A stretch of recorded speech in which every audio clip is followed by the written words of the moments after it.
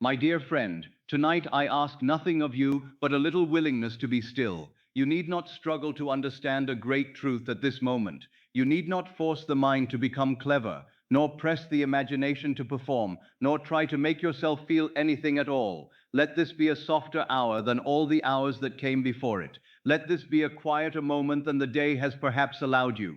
If you are lying in bed, then allow the bed to hold you fully. If you are resting in a chair, then let the chair receive your weight. And if you are simply sitting in stillness, then let stillness itself begin to cradle you.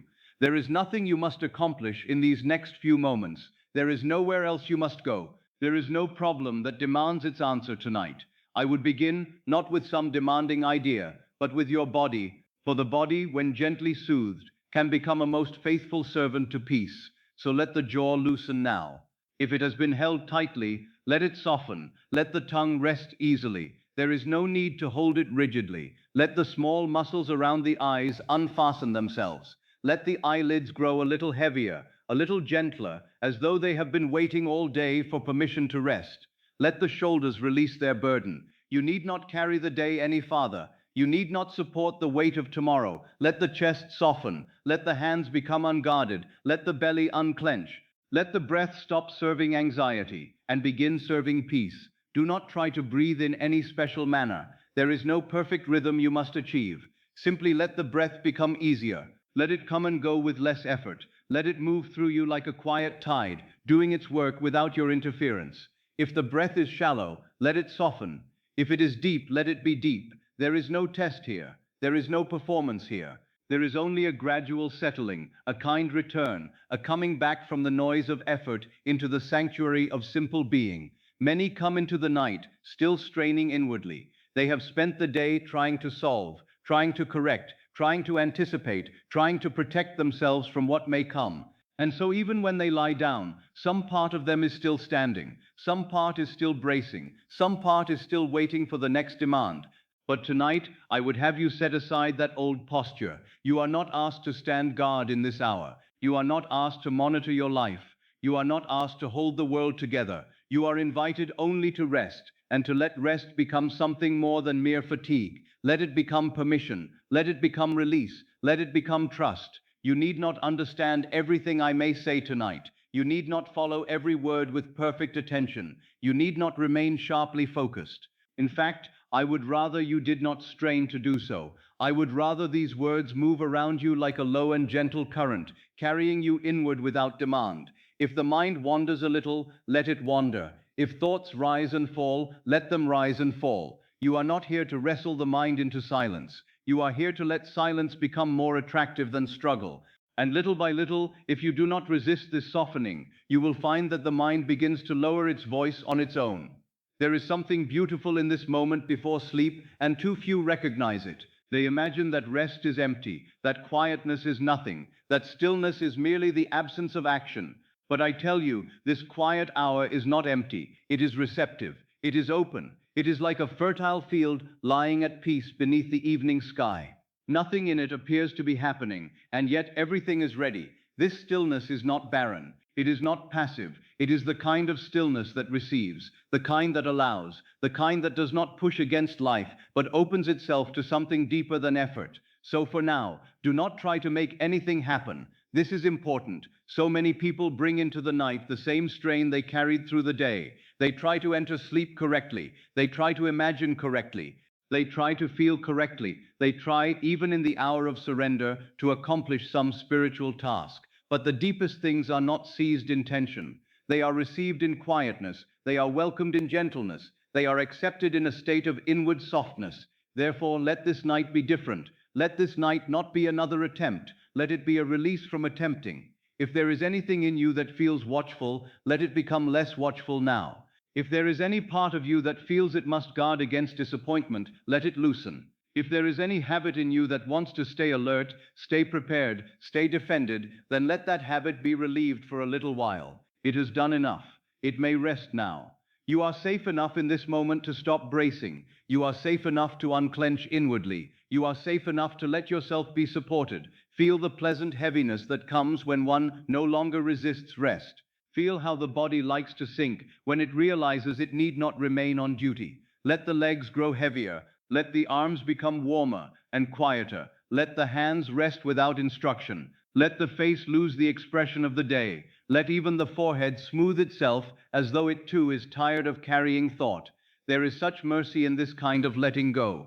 Not a dramatic letting go, not a theatrical one, but a simple, quiet yielding, the kind a child knows when sleep begins to approach, the kind nature herself teaches every evening, the kind the heart has always longed for. I would have you know, too, that nothing must be solved tonight. Whatever the day has shown you, whatever questions still seem unanswered, whatever burdens still appear unfinished, let them remain where they are for now. Do not drag them into this hour and lay them upon your chest. Do not summon them for one more argument. Do not rehearse them once more in the mind, as though repetition were wisdom. There are things that seem larger when stared at in weariness, and smaller when surrendered into the deep intelligence of stillness. Tonight is not the hour of solving. Tonight is the hour of release. And in that release there is something holy, though I use the word not to make this heavy, but to make it tender. There is a sacred quality to a mind that stops contending, to a body that finally agrees to be held, to a heart that ceases trying to deserve peace and simply receives it. You are not entering emptiness. You are entering a quiet chamber within yourself, a place that perhaps has always been there, though you may have forgotten to visit it. It does not shout, it does not command, it waits, it receives, it welcomes, and every time you soften, every time you let go a little more, you come nearer to it. So do not think of this night as a struggle towards something far away. Think of it as a return to a deeper level of your own being, a return to the calm beneath the noise, a return to the gentle interior chamber where things are not forced but allowed. You need not climb toward peace tonight. You need only stop arguing against it. You need only loosen your grip on effort. You need only allow yourself to be met by the stillness that has been patiently waiting beneath all your activity. Perhaps even now you can feel a subtle change, not dramatic, not loud, but real. Perhaps the body has become a little heavier. Perhaps the breath has become less defensive. Perhaps the mind has ceased standing at attention and begun to recline inwardly. These are not small things. They are the signs of a door opening, a quiet inward door. The world may call this merely rest, but I tell you there is something more in it. There is a softness in which deeper acceptance becomes possible. There is a hush in which what was distant can feel nearer. There is a stillness in which you do not have to go looking for what matters, because what matters begins to draw near of itself.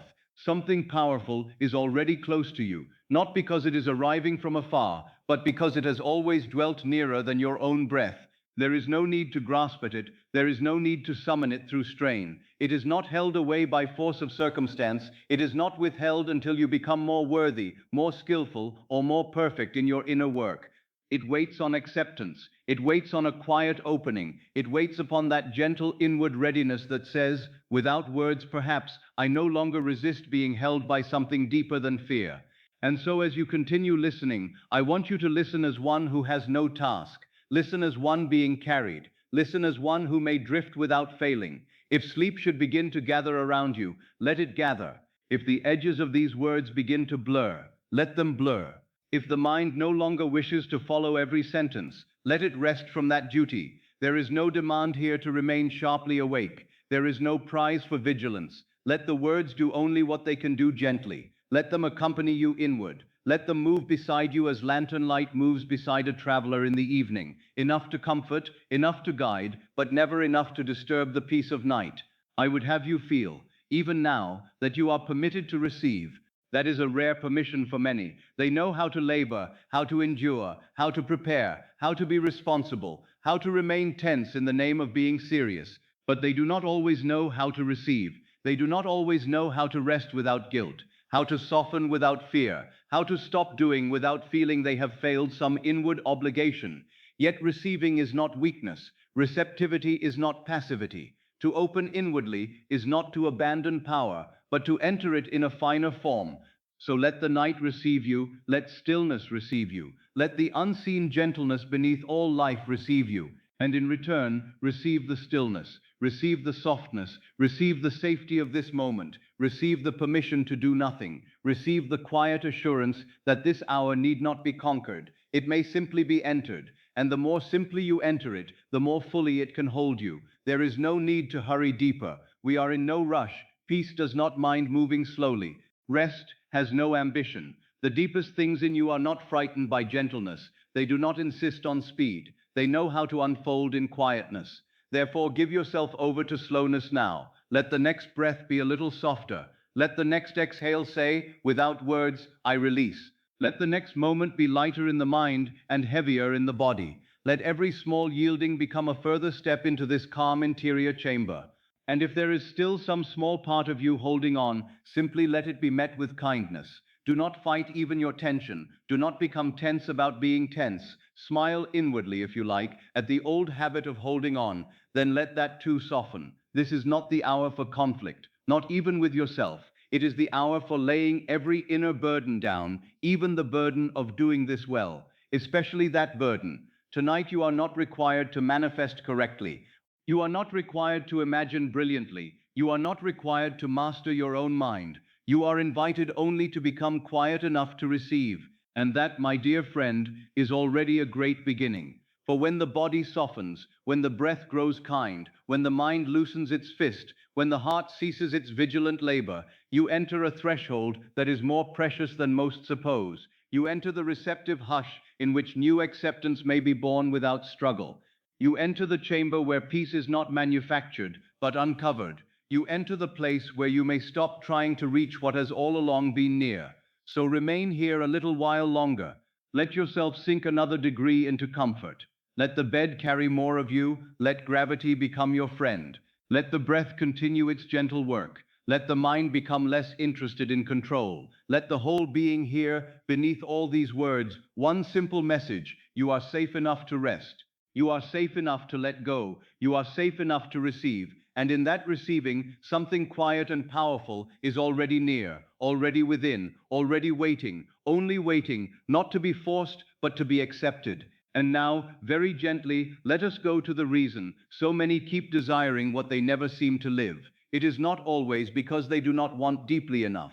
In truth, many want with great sincerity. They pray, they hope, they imagine, they long, they wait, they ache. They may think of the desire every day. They may carry it in the heart for years, and still it remains before them, almost like something beloved but never possessed, something important but never quite entered. Why is this so? Because many desire from absence, not from possession. They want from the feeling of not having. They look toward the thing as something outside themselves, something still withheld, something not yet theirs. And so even while loving the desire, they keep it separate from their own being. They hold it at a distance by the very manner in which they hold it. They say, perhaps not in words, but in feeling, this is what I want, therefore it is not yet mine. And because consciousness is faithful, life mirrors that distance. This is why asking is not the same as accepting. A man may ask for peace and still go on feeling inwardly endangered. A woman may ask for love and still go on carrying herself as one not chosen. Another may ask for abundance and still feel inwardly that supply belongs to others more naturally than to him. The lips ask, but the state remains unchanged. And the world does not respond to the lips alone, it responds to the state. This must be understood with tenderness, because once it is understood, much strain can leave the body. The law is not asking whether you have wanted sincerely. The law is asking, in effect, how do you carry the thing inwardly, as yours or as something still outside the door? That is the hidden difference. Longing, for all its sincerity, often keeps the desire far away. Waiting keeps it in the future. Watching keeps it in the realm of proof, not yet received. And all three, longing, waiting, watching, preserve separation. A person says, I want this so much, and perhaps they do. But if inwardly the tone is one of reach, then the whole being remains organized around not yet. They become the one who desires, not the one who possesses. They become the one who hopes, not the one who has accepted. And so the desire remains admired, pursued, dreamed of, and yet not settled into life. Now I say this not to accuse anyone, but to relieve them. For many have been carrying an unspoken confusion for years. They thought that because the desire was strong, it must be enough. They thought that because the prayer was heartfelt, the result should already have appeared. They thought that because they had cried over it, spoken of it, imagined it, repeated it, and suffered in its absence, the law should somehow be moved by the intensity alone. But the law is not moved by intensity in the way men suppose. It is moved by identity, by accepted state, by what feels true of self. This is why one can want a thing sincerely and yet go on feeling without it. One can say, I want to be secure, and still feel insecure. One can say, I want to be chosen, and still feel passed over. One can say, I want this opportunity, this freedom, this love, this relief, and still inwardly remain the same one who is waiting for life to grant it. And so the wanting becomes almost a permanent posture, not because wanting is wrong, but because wanting, when joined to non-possession, keeps repeating itself. The error, then, is not usually that a person wants too much, it is that the desire is still being carried as not yet mine. This is such an important distinction. For the moment the desire is treated as not yet mine, consciousness continues to wear the shape of someone incomplete. The state remains one of separation. The body remains subtly vigilant. The mind keeps glancing toward the world for signs. The heart remains just slightly hungry, just slightly outside. And in that slight separation, years can pass. How merciful it is to see this. For once you see it, you do not need to push harder. You do not need to become more desperate. You do not need to increase the volume of your asking. You need to alter your relation to the desire. That is the true beginning. The change, real and inward, begins in how you carry the thing, not as a star far off in another sky, not as a prize life may or may not grant, not as a future visitor, but as something that must be brought inwardly near, inwardly admitted, inwardly welcomed. Many people live in a contradiction without realizing it. They say they want the desire, but they also keep emotionally proving to themselves that they do not have it. They revisit the absence. They measure the delay. They compare themselves with others. They interpret every quiet interval as more evidence that it is still not here. And each of these movements, however understandable, strengthens the feeling of separation. The law does not answer the volume of desire. It answers the state from which desire is held. If the state is, I am still without, then even beautiful prayers may still be prayed from lack. If the state is, I am still waiting, then even hopeful thoughts may still be rooted in delay. If the state is, this belongs to others first, then even sincere longing may still carry exclusion. This is why the world responds to state, not to the sheer strength of wanting. There is an enormous difference between reaching towards something and inwardly receiving it. Reaching says it is there. Receiving says it is entering me now. Reaching says I hope. Receiving says I accept. Reaching says one day. Receiving says let it be mine inwardly, even now. The one who keeps reaching often remains tired, because reaching has no Sabbath in it. It always leans, it always strains a little, it always looks beyond the present self toward another hour. But acceptance is different. Acceptance softens. Acceptance relaxes something in the chest. Acceptance removes a measure of inner hunger. Acceptance says, perhaps very quietly, I no longer need to keep the desire outside of me in order to want it. This is where so many are freed, not by more effort, but by understanding. Now perhaps you begin to see why the desire did not settle. Not because life was cruel, not because the law failed, not because the desire was too large, but because inwardly it may still have been carried as foreign, as future, as separate, as not yet mine. And yet the remedy is mercifully simple. The desire need not be abandoned. It need only be brought nearer. It need only stop being worshipped from a distance. It need only begin to be felt as something that belongs in your inner world, not something forever kept outside your sense of self.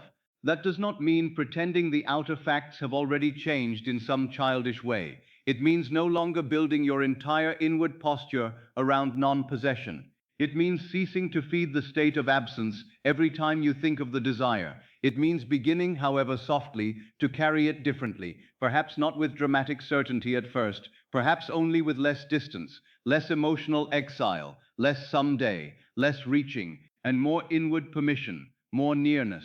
More willingness to say, not with force but with tenderness, I no longer wish to love this from outside. I begin to let it come inside. This is why I say the real change begins in your relationship to the desire, not merely in what the desire is, not merely in whether it seems possible, but in how you hold it. Do you hold it as something life must still hand you, or do you begin to hold it as something already moving into the house of self? That question changes everything. For the world is always listening to the inward relation. If you stand before life as one deprived, life reflects deprivation. If you stand before life as one waiting, life reflects delay. If you stand before life as one inwardly admitting the desire, the world begins to move accordingly. So tonight, let there be relief.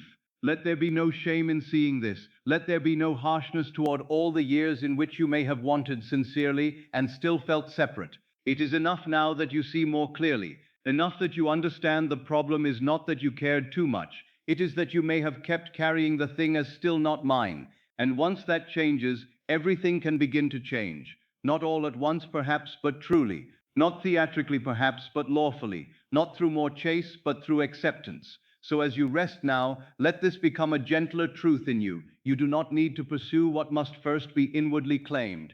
You do not need to keep worshiping the desire as something outside your nature. You do not need to keep wanting from absence. The change begins in how you carry it. The change begins in whether you allow it to come nearer than longing, nearer than waiting, nearer than watching, nearer than hope. It begins in the quiet inward willingness to accept, and that, my dear friend, is where the real turning begins. Now let me place the foundation beneath everything that follows, because if this is not understood, the mind will keep looking in the wrong direction, and when the mind looks in the wrong direction, it waits upon the world as though the world were first. But I tell you, the world is never first. Consciousness is first. The world follows after.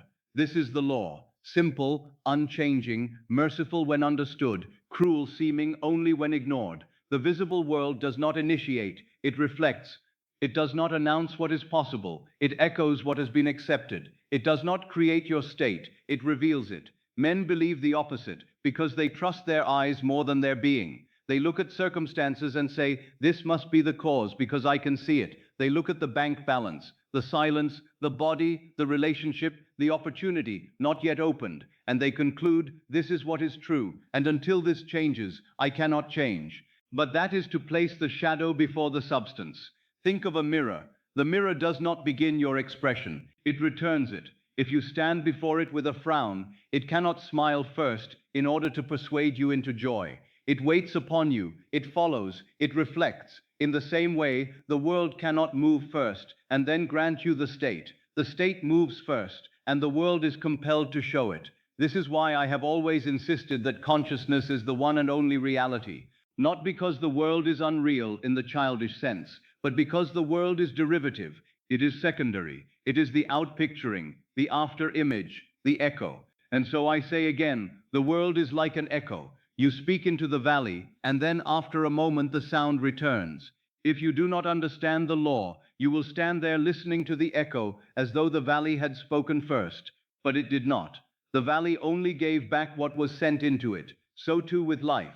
Your assumptions are spoken into the unseen, and the world gives them back in time, in event, in form, in circumstance. The delay deceives the senses. Because the echo comes later, men think it is cause. Because the harvest appears later, men think it is source. But the seed was first, always the seed. The world is also like a shadow. A shadow has no life in itself. It borrows shape, it borrows motion, it borrows outline from something more real than itself.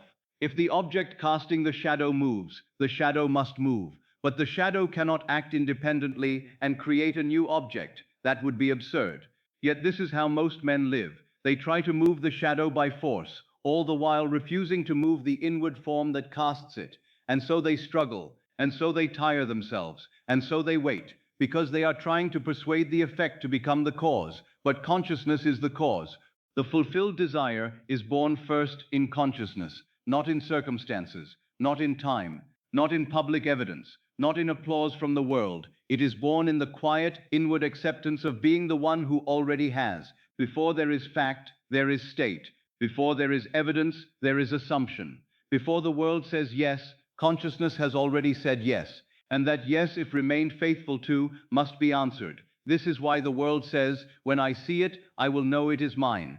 And I say, when I assume it, it will be seen. The world says, let proof come first, and then I shall rest. I say, rest first, and proof will follow. The world says, once circumstances change, I will feel secure. I say, feel secure, and circumstances will take shape around that security. This reversal is the whole secret, And once you feel it, not merely think it, something very heavy begins to leave the system. For then you are no longer waiting for the outer world to give you permission to begin. You no longer have to stand in line before appearances. You no longer need the approval of facts in order to occupy the state. The outer does not grant beginning, it reports it. What relief there is in that, what freedom there is in that. For if consciousness is first, then you are not blocked by delay, you are not imprisoned by today's evidence, you are not forced to call the visible world master. You may begin now, you may begin in bed, you may begin in stillness, you may begin while the body softens and the mind grows dim. You may begin before anything in the outer world seems to warrant it. In fact, that is the true beginning.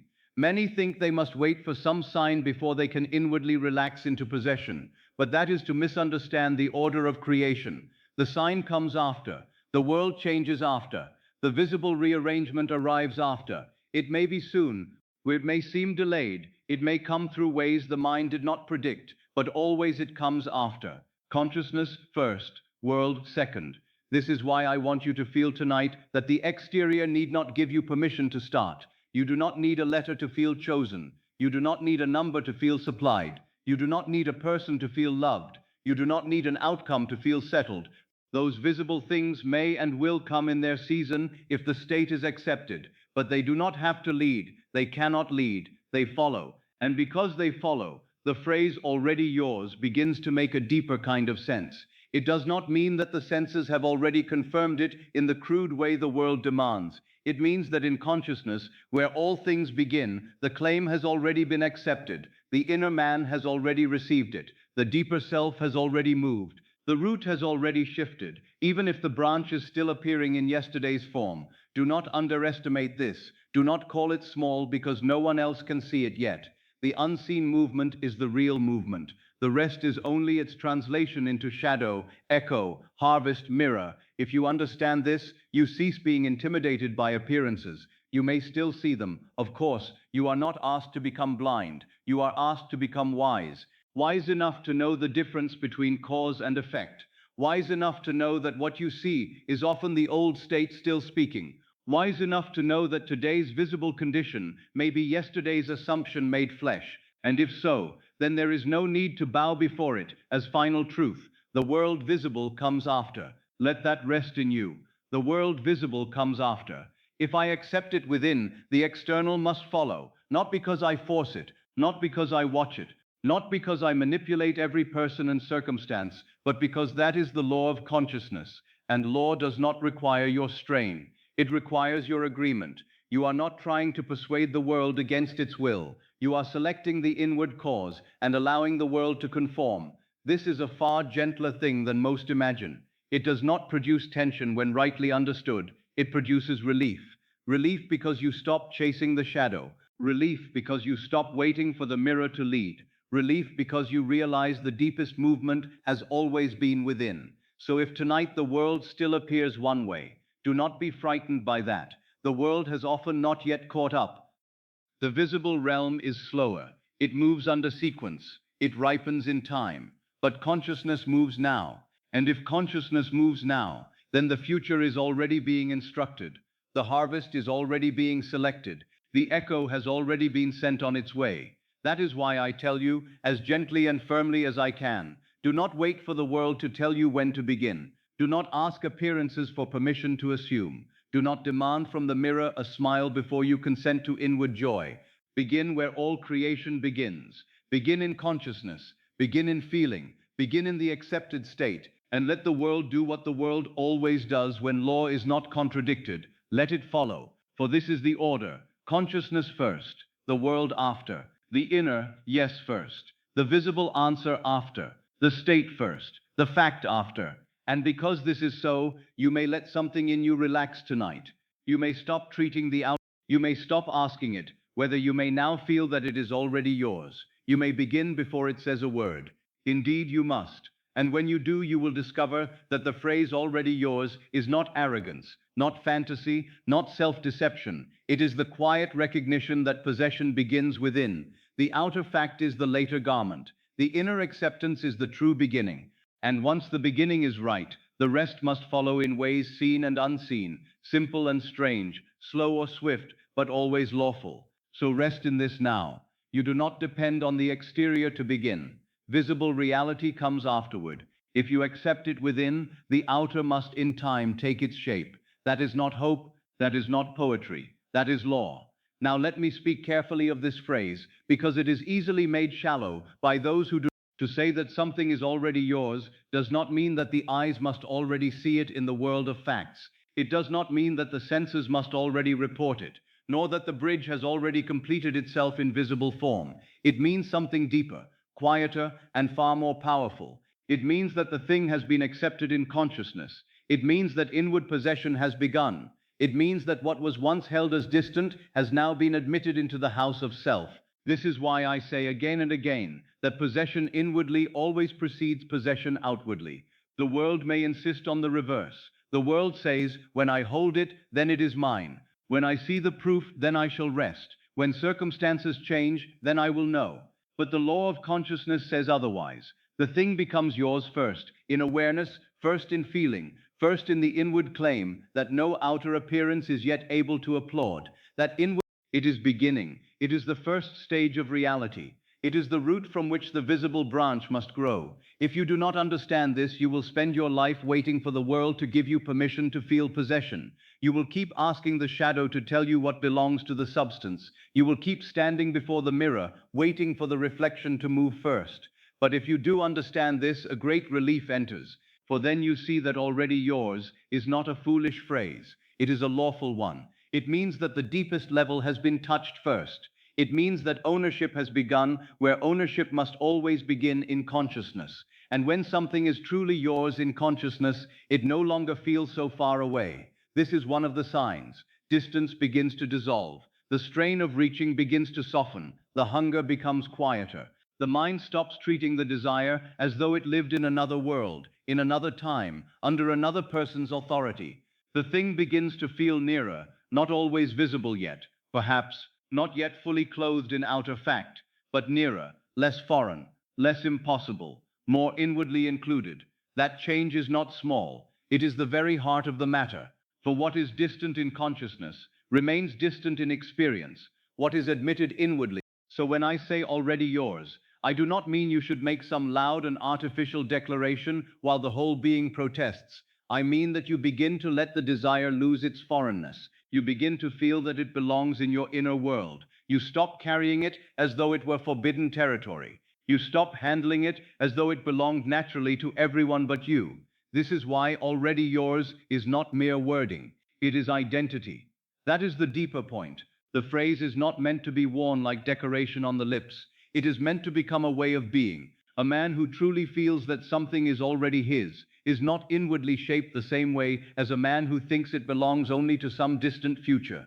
He breathes differently. He interprets differently. He no longer stands before life as one begging to be included. He begins to carry himself as one in whom the answer has already been admitted. This identity is subtle, but powerful. It is not boastful. It does not need to announce itself. It is quieter than that. It is the quietness of belonging, the quietness of inner ownership, the quietness of one who no longer feels entirely outside the thing desired. And because it is so quiet, many miss its value. They think only loud conviction is real conviction. They think only intense emotion proves that the state has been entered. But silent certainty is often more powerful than emotional intensity. Very often, when something is truly becoming yours in consciousness, it grows less dramatic, not more. It becomes calmer, more settled, more inwardly obvious. The old excitement may lessen, and the untrained mind becomes alarmed by this. It says, perhaps I am losing the feeling. Perhaps I no longer believe strongly enough.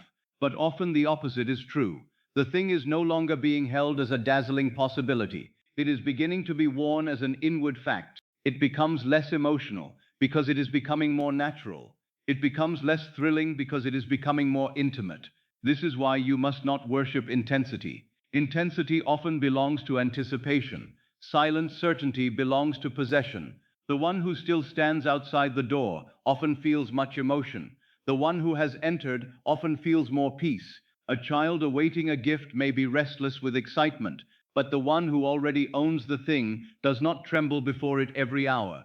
Ownership quiets. Belonging softens the heart. Possession inwardly gives rest. So if your desire, in the right state, begins to feel less like a magnificent far-off miracle and more like something quietly appropriate to you, do not be frightened. That may be a very holy sign. It may be telling you that what was once separate is now entering identity, and what enters identity, this is the reverence I want you to feel for the phrase, already yours, not as a slogan, not as a spiritual trick, but as a recognition of law. It says the world does not own the right to decide my inward belonging. It says I do not wait for appearances to grant me permission to accept.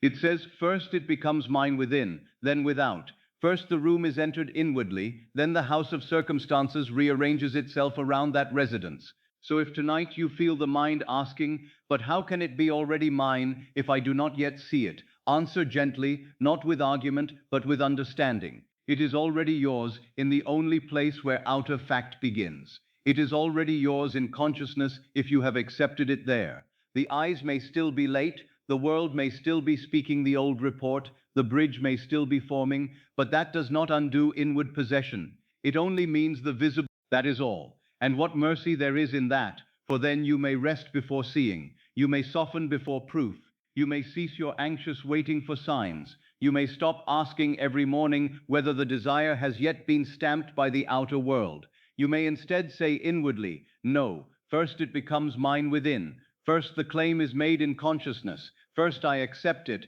then the rest follows. This is not self-deception, this is law. Self-deception would be to keep calling the shadow first cause. Self-deception would be to keep pretending the visible world has the right to tell you what may and may not belong to you in consciousness. Self-deception would be to keep saying, nothing is mine until the world announces it. But truth is gentler and deeper. Truth says that possession begins in being. Truth says that what is accepted inwardly begins to lose the quality of distance. Truth says that the world eventually mirrors what the self has come to recognize as natural. So let there be reverence in you now, not strain. Let the phrase deepen. Let it stop being mere words and become a way of carrying the desire. Let it mean that the thing no longer lives entirely outside you. Let it mean that the old exile is ending. Let it mean that you are no longer trying to pull your good toward you from some far horizon, but allowing yourself to discover that its first form is already present in consciousness. Already yours does not mean already visible. It means already accepted, already claimed, already admitted, already near, already no longer entirely foreign. And if you persist in that inward possession, the visible world, which is always later, must sooner or later wear its shape. That is why you may rest before you see. That is why silent certainty is greater than loud emotion. That is why the thing becomes yours first inside and then outside. And that is why, as the night deepens and the body grows more quiet, it is enough for now that you allow the desire to become less distant in your own being. The rest is not your burden. The world will do what it must with what consciousness has already accepted. Now let us go more deeply into the hidden root, for here we reach the center from which all experience springs. Before there is any condition in your life, before there is any event you can point to, before there is any fear, any delay, any fulfillment, any disappointment, any outward arrangement at all, there is first this simple awareness of being. Before you say what you are, before you say what you have, before you say what is missing, before you say what must change, there is first this, I am. This is the hidden root. It is so near to you that you may overlook it. It is so constant that you may fail to see its creative power. You use it every day. You use it in silence. You use it in speech. You use it in feeling. You use it in your hidden conversations with yourself. And whether you know it or not, every time you unite something with I am, you begin to shape the room you live in.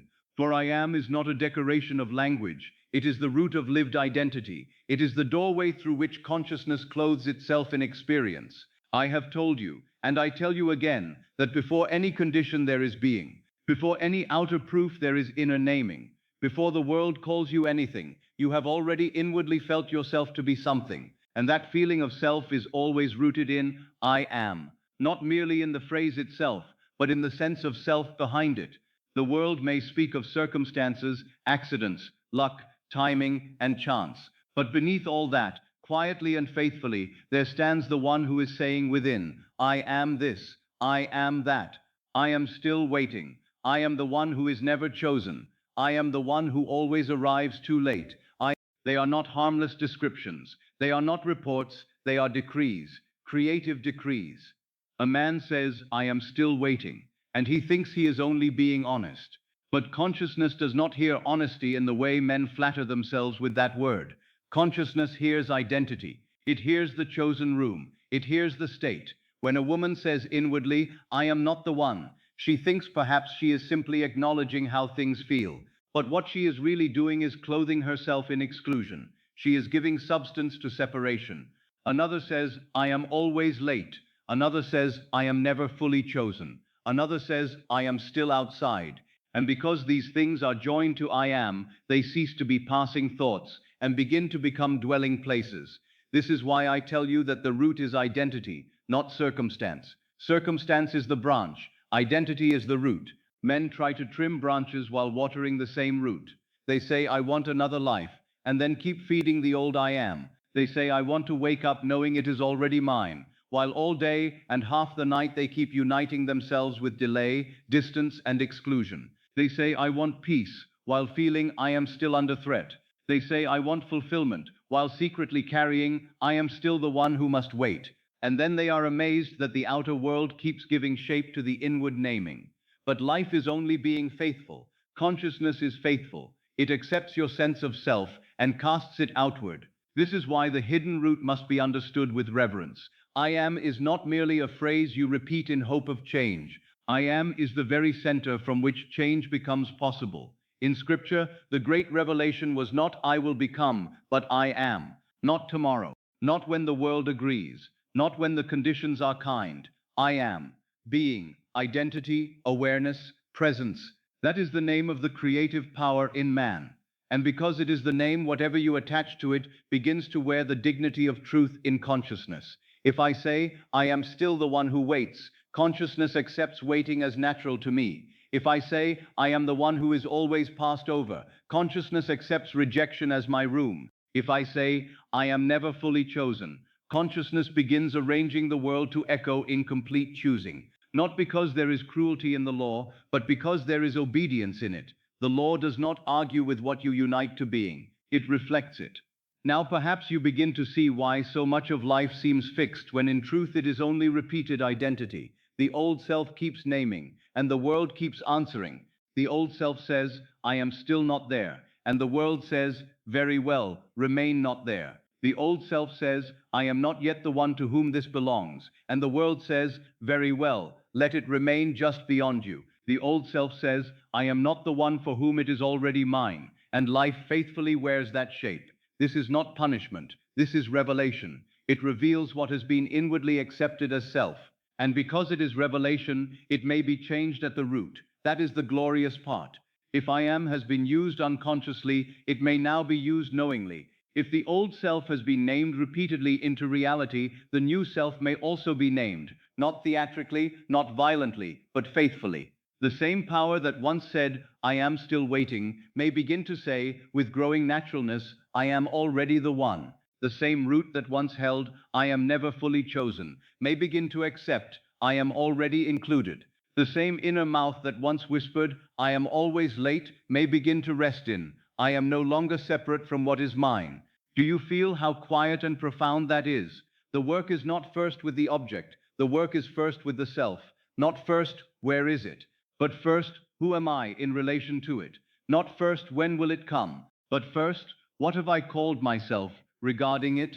That is why already yours must become more than a phrase about the desire.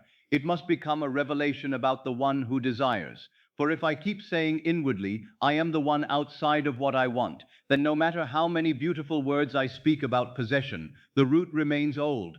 But if I begin to say, not by strained repetition, but by inward consent, I am already the one to whom it belongs, then the root changes. And when the root changes, the branches cannot remain forever the same. This is how you wake up knowing it is already yours. Not by forcing the mind to shout it, not by demanding emotional fireworks, but by allowing the I am to change its union. First comes the root identity, then comes the tone of waking, then comes the word. A man does not wake with possession because the world has finally convinced him. He wakes with possession because during the night and through faithful dwelling, the deeper self has accepted a new I am. He no longer wakes first as the one who lacks, checks, waits, and wonders. He wakes as the one who is already inwardly included. That is why the change begins here, in the hidden root, in the unseen naming, in the identity that the world has not yet announced, but consciousness has already embraced. So let this become gentle knowledge in you tonight. You have been naming your reality all this time, not always aloud, not always dramatically, but faithfully, repeatedly, quietly, in the hidden chambers of self. And what you have named has worn itself outward as experience. That is why the true mercy is not in changing the world first. The true mercy is in being allowed to change what is joined to I am. If I change what I unite with I am, I change my experience. That is law. If I stop saying inwardly, I am still outside, and begin to rest in, I am already the one, something shifts at the center. If I stop feeling myself to be the delayed one, the overlooked one, the almost chosen one, the nearly there one, and begin to feel myself as the one already inwardly admitted, then the whole structure of life must gradually reorganize around that root. The world does not generate this, it follows it. So tonight, as the body grows softer and the mind grows less sharp, let the hidden root become your holy attention, not with strain, not with analysis, only with the willingness to notice what you have long been joining to being. And then, as gently as one changes direction in sleep, begin to let the union change. Let the old lines lose their authority. Let the new one come nearer. I am already the one. I am no longer outside. I am no longer naming delay as myself. I am no longer joining exclusion to being. I am already the one to whom it belongs. These need not be shouted. They need only begin to feel less foreign and more true. For once the I am changes, waking changes. Once the root changes, experience changes. Once identity changes, circumstance becomes only the later echo. And so the deepest comfort tonight is this: the root is not in circumstances. The root is in being. The root is in identity. The root is in what has been joined to I am. And because the root is there, it may be changed there, quietly. And when it is, there will come a morning, perhaps softly, perhaps almost without drama, when you wake and the first feeling is not longing, not distance, not waiting, but a quiet and simple knowing, it is already mine. Now let us go deeper still, for many hear these teachings and make of them another exercise in language. They gather phrases, they repeat them, they say, it is already mine, it is done, I am already the one, and yet nothing seems to settle in them. Then they wonder why the words did not produce the harvest they expected. The answer is very simple. Words alone do not create when the body and the feeling are still speaking another truth. If the lips say, it is already mine, while the chest tightens in fear, then the deeper self hears fear more clearly than the phrase. If the mind says, I already have it, while the belly still braces, while the breath still rushes, while the whole inward posture remains one of waiting, then consciousness is not being impressed by possession. It is being impressed by absence defended with words. This is why one may speak beautifully and still remain inwardly unchanged. The law does not respond merely to phrases. It responds to what is felt as real. The subconscious is not persuaded by argument. It is not won over by repetition alone. It does not sit like a judge listening to eloquent language and deciding whether you have made a convincing case. It receives atmosphere, it receives tone, it receives the felt fact of self. If the feeling beneath the words says, this is not yet mine, then that is what it accepts. If the feeling says, I am still outside, then that is the state that is impressed. But if the feeling says, however quietly, I am already within it, it belongs to me, I no longer stand apart from it, then something real begins. This is why I tell you, possession must be felt, not merely said, not dramatized, not shouted. Felt. And I do not mean felt in the sense of violent emotional display. I do not mean that you must generate some great excitement. Excitement is often mistaken for faith, but excitement is not possession. Excitement may still contain waiting. Excitement may still say, but the fulfilled state says something different. It says, it is here in consciousness now. And because it says that, its feeling is often quieter than people expect. The feeling of ownership has a climate of its own. It feels like calm. It feels like less urgency. It feels like less hunger. It feels like more normality. It feels like a soft and steady certainty. That is the climate of inward possession. You do not need to force that climate. You need only become sensitive enough to notice when it begins to appear, and faithful enough not to abandon it, because it is quieter than the old mind expected.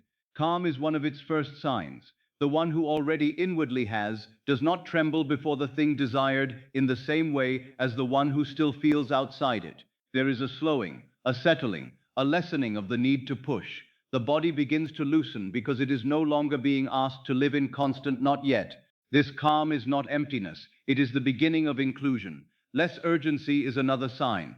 The person who still believes the desire is outside himself keeps reaching, keeps checking, keeps wondering, keeps revisiting the question. But the person who has begun to accept it inwardly no longer needs to chase so violently. Something in him begins to say, I need not run after what I have already admitted within.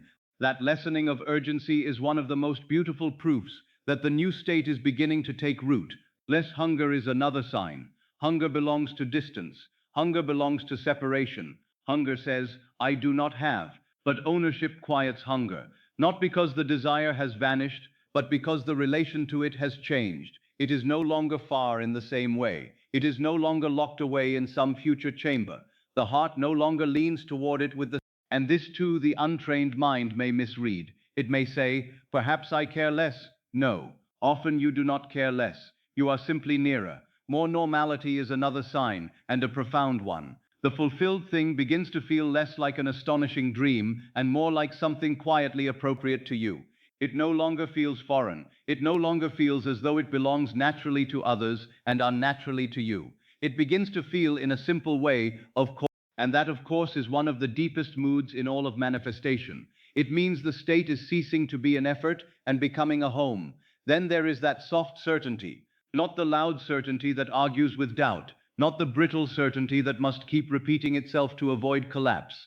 I mean the gentler one, the one that can sit in silence, the one that does not need proof every hour, the one that does not feel the need to persuade itself. It simply knows more than it can explain. That is the feeling of inward possession when it begins to become real. So many confuse saying a thing with being the one to whom the thing belongs. But these are not the same. One may say, it is already mine, while inwardly remaining the outsider. One may repeat, I already have it, while the nervous system still behaves like one deprived. The true work is subtler than verbal insistence. It is to begin feeling like the one who, to let the body learn that state, to let the breath learn it, to let the inner climate change from reaching to having. There is an enormous difference between saying, it is mine, and feeling like one to whom it belongs. The first can be mere language, the second is state. The first may stay on the surface, the second sinks, the first may still be spoken from fear, the second is spoken, if spoken at all, from a quieter center. This is why I do not want you to turn this night into a loud ritual of phrases. I do not want you to think that if only you say the right sentence enough times, something will happen by sheer force of repetition. No, the phrase is only useful to the degree that it helps you enter the state. Once the state begins to come, the phrase has done its work. Then feeling becomes the seal. Feeling is the seal. It seals the invisible. It gives the subconscious its instruction. It tells the deeper self, this is no longer merely desired. This is accepted. And what is accepted begins to clothe itself in outer fact. So tonight, if you say inwardly, it is already mine, do not say it like one trying to break down a locked door. Say it like one lying down inside a room already entered. Let the phrase soften the body. Let it ease the breath. Let it remove some small portion of hunger. Let it produce not excitement, but relief. Relief is far holier here than excitement. Relief says, I no longer need to hold myself outside. Relief says, the struggle to reach is easing. Relief says, I may begin to rest in possession. The feeling of ownership is often relief before anything else. A small exhale, a quiet chest, a body that does not need to brace so much, a heart that no longer asks the world every moment, will you let this be mine? That is what I mean. Not shouting into the dark, only the quiet entering of a new climate. You may find that the phrase already yours begins to feel real, not when it excites you, but when it settles you. That is a good sign. You may find that the desire begins to feel closer, not when you think about it more, but when you stop resisting the possibility that it already belongs within your world. That too is a good sign. You may find that the body softens, not because circumstances have changed, but because your relationship to them has changed. This is one of the first forms of true possession. The acceptance inside weighs more than many words. Never forget that. 1,000 repetitions without inward change are lighter than one moment of real acceptance, one quiet moment in which the body agrees, one moment in which the heart stops reaching, one moment in which the state feels natural, one moment in which you no longer feel entirely outside. That moment outweighs so much verbal effort. So let the night teach you this more gently than the day could.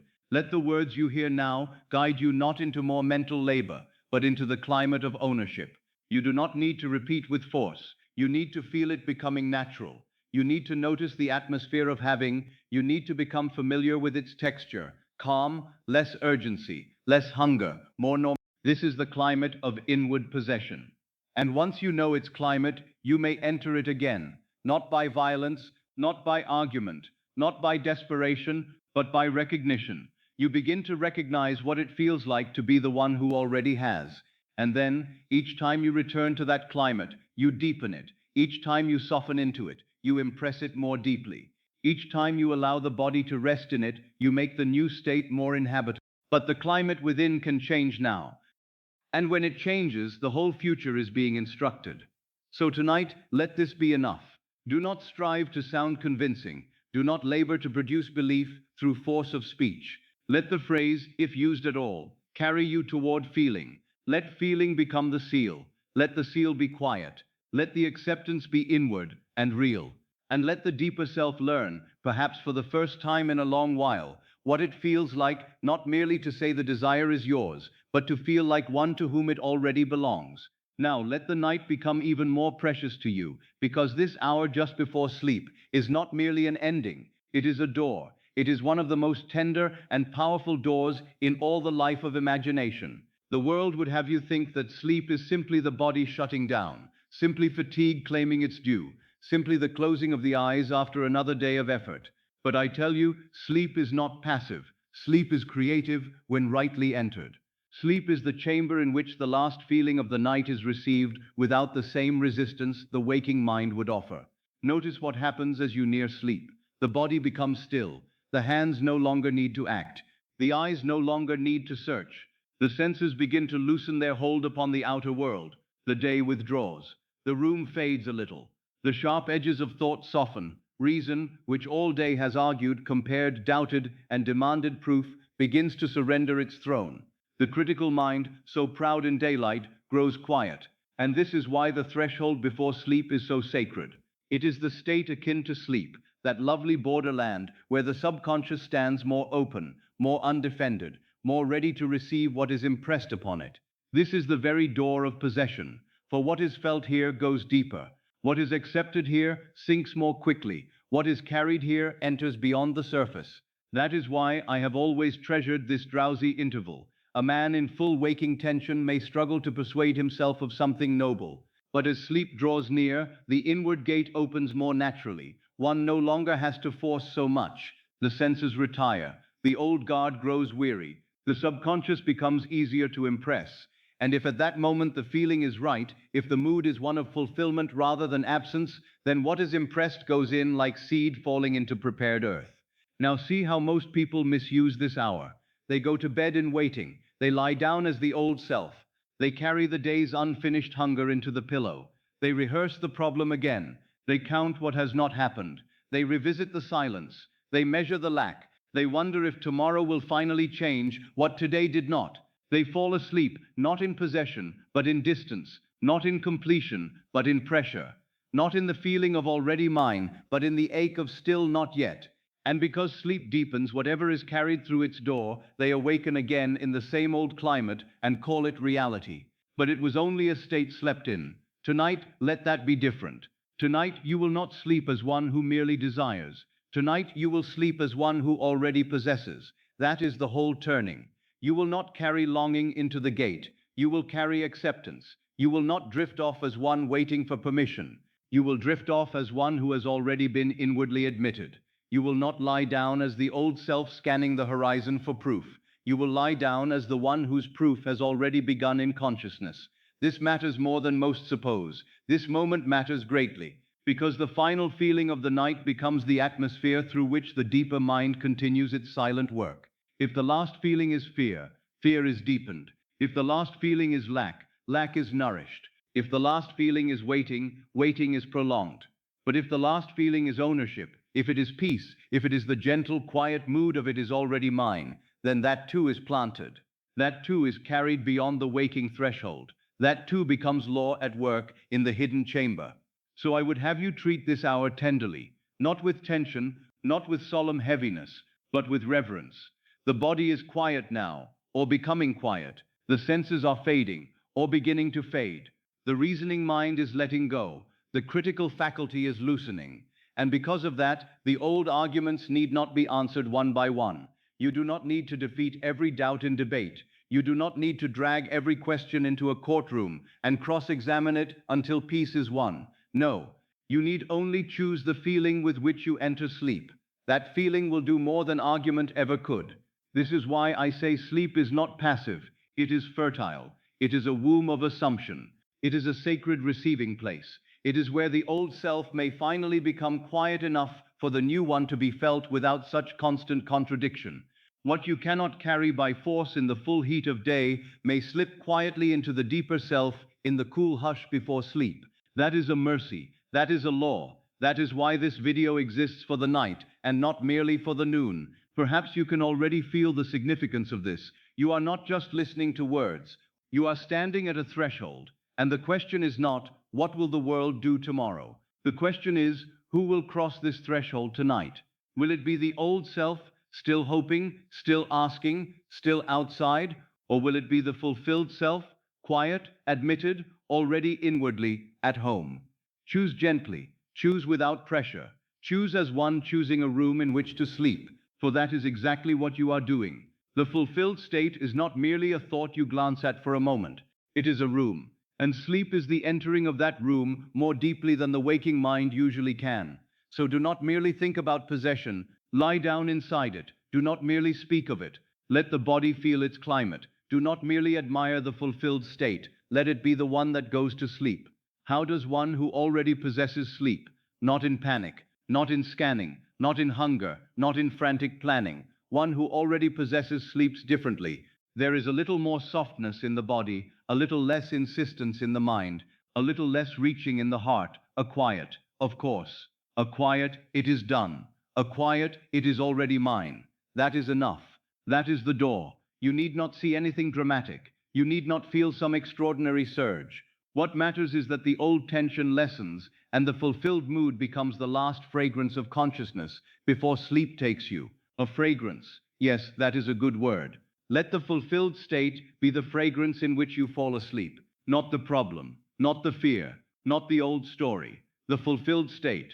The gentle atmosphere of possession. You may say inwardly, if it helps you, tonight I do not sleep as one who wants. I sleep as one who has. And then let the body agree. Let the breath agree. Let the face agree. Let the heart agree. This is not the place for intense effort. This is the place for inward agreement. Many people think manifestation is something done by forceful concentration. But in truth, the deepest impress is often made in moments like this, when the body is no longer striving, and the mind is no longer so sharp in its resistance. The drowsy state is merciful. It does not demand perfection. It does not ask you to hold a brilliant image for an hour. It asks only that you allow the right mood to be the final occupant of the mind. And if you do, then sleep becomes a servant of the fulfilled state. Sleep carries it, sleep deepens it, sleep protects it from the meddling of the surface mind. Sleep lets it descend to those regions where identity itself is softened and reshaped. This is why tonight you may feel such hope, but not the anxious kind, the calmer kind, the kind that says, this moment matters, this hour is fertile. I do not have to go on sleeping in the old room. I do not have to carry waiting into the gate. I may lie down as one who already has. Perhaps all your life you have gone to sleep as the same old self and wondered why mornings felt the same. But this night may be different. This night may be chosen. This night may be entered with a new relation to the desire. You may go to bed not asking, will it ever be mine? But resting in, it is already mine in consciousness. That shift, though quiet, is immense. That shift is the beginning of a different waking. And so as the night continues to gather around you, let this truth become more and more natural. Sleep is the door of possession. Sleep is not an empty interval between days. It is a holy bridge. It is where the fulfilled state may pass beneath the noise of the outer mind and take root. It is where the old self may cease its muttering. It is where the new self may be felt more simply, more bodily, more truly. It is where what is already yours in consciousness may begin to feel less like idea and more like identity. This moment matters very much. Sleep is not passive, sleep is creative. And tonight you may lie down, not as one who still longs, but as one who has already received. Now let me speak of the fulfilled state as home, because unless this is understood, many will continue touching the desired state for a moment, and then wonder why it does not stay with them through the night. A state is not merely a mood you visit, it is not merely a feeling that rises for a little while and then departs. A state is a room, a dwelling place, a house of consciousness. It has its own atmosphere, its own inner climate, its own way of interpreting every sound, every delay, every silence, every event. And because it is a room, the question is not merely whether you have entered it once, the question is whether you are living there. This is why I want you to think of the fulfilled state not as a flash of inspiration, but as a residence. The old self has had its residence too. The room of waiting has its furniture. The room of not yet has its familiar walls. The room of fear has its old windows, its old tone, its old inward sounds. In that room, every circumstance is read one way. Every silence seems to mean distance. Every delay seems to mean denial. Every question is answered from the same center. And because one has lived there so long, one begins to think that room is reality itself, when in truth it is only a state, only a dwelling, only one inward house among many. The fulfilled state is another room. It too has its atmosphere. It too has its tone. It too has its way of reading life. But it is not built of strain. It is built of acceptance. In that room, what is desired is no longer foreign. In that room, the body softens differently. In that room, the heart no longer leans forward in the same old hunger. In that room, there is more of course, and less of when. That is why I say the desired thing must become your inner home, not a guest, not a brief visitor, not an occasional vision. Home. Many people visit the wish fulfilled beautifully. They enter imagination, perhaps for a few moments before sleep. They touch the feeling. They glimpse the room. They feel the relief of it, and then they leave. They go back to the old house. They go back to the room of uncertainty. They lie down in the old bed of not yet. They fall asleep in the old identity. And so the fulfilled state remains admired, but not inhabited. That is why touching the state is not enough. What matters is sleeping inside it. That is the secret of this hour. Not merely to stand at the threshold and say, "What a lovely room." Not merely to enter for a moment and then go back to the old familiar quarters, but to lie down there, to let it become the room in which your deeper self goes to sleep, to let the fulfilled identity become the one who closes the eyes, to let that room, and not the old one, receive your consciousness as the night takes you. Do you see how different that is? It is one thing to imagine that a desire is fulfilled. It is another to allow the fulfilled state to become the inner chamber in which you rest. One is a visit. The other is a dwelling. One is a moment. The other is a residence. And it is residence that changes life. For what is visited may inspire you for a while. What is dwelled in reshapes you. What is visited may console you for an evening. What is dwelled in becomes identity. And what becomes identity must eventually be mirrored by the world. This is why I say again that the fulfilled state must become home. A home is where you return without effort. A home is where your body knows how to rest. A home is where you stop performing. A home is where you no longer ask whether you belong. You simply belong. That is how the fulfilled state must begin to feel. Not constantly dramatic, not constantly magnificent, but increasingly familiar, increasingly inhabitable, increasingly yours. Now, if you have lived long in the old room, the new one may at first feel strange. It may feel beautiful, yes, but unfamiliar. It may feel peaceful, but perhaps not yet natural. That is all right. A room becomes home by dwelling, by returning, by sleeping there again and again, by letting the body learn its atmosphere, by letting the mind become less suspicious of its quietness, by ceasing to treat it as borrowed and beginning to treat it as your rightful inward place. So tonight, I would not have you merely visit the end. I would have you dwell there. If the fulfilled feeling comes even faintly, do not hurry away from it. If the body softens under it, let it soften more. If the phrase already yours begins to feel a little more believable there, do not turn back toward the old room for comparison. Stay, lie down there. Let that be the bed. Let that be the ceiling over your thoughts. Let that be the atmosphere in which sleep finds you. This is how dwelling begins. Not with violence, not with forcing the room to become home in a single night, but with quiet, repeated residence. The old room loses power when you stop sleeping there. The new room gains power when you begin to. This is one of the most practical truths I know. Men think they must fight the old state. They do not. They must simply stop furnishing it with so much residence. Stop feeding it with nightly return. Stop making it the bed of consciousness. And as that old room is less inhabited, it begins to lose its authority. Meanwhile, the new room, however tenderly at first, begins to gain substance. If you sleep inside the fulfilled state, you will begin to wake from it. That is the bridge I want you to feel. Not because one night must accomplish everything, but because sleeping in a room and waking in a room belong to one another. The morning often reveals where the night was spent. If you sleep in fear, you often wake into fear. If you sleep in waiting, you often wake into waiting. If you sleep in the old self, you often wake as the old self. Then let the reverse also be understood.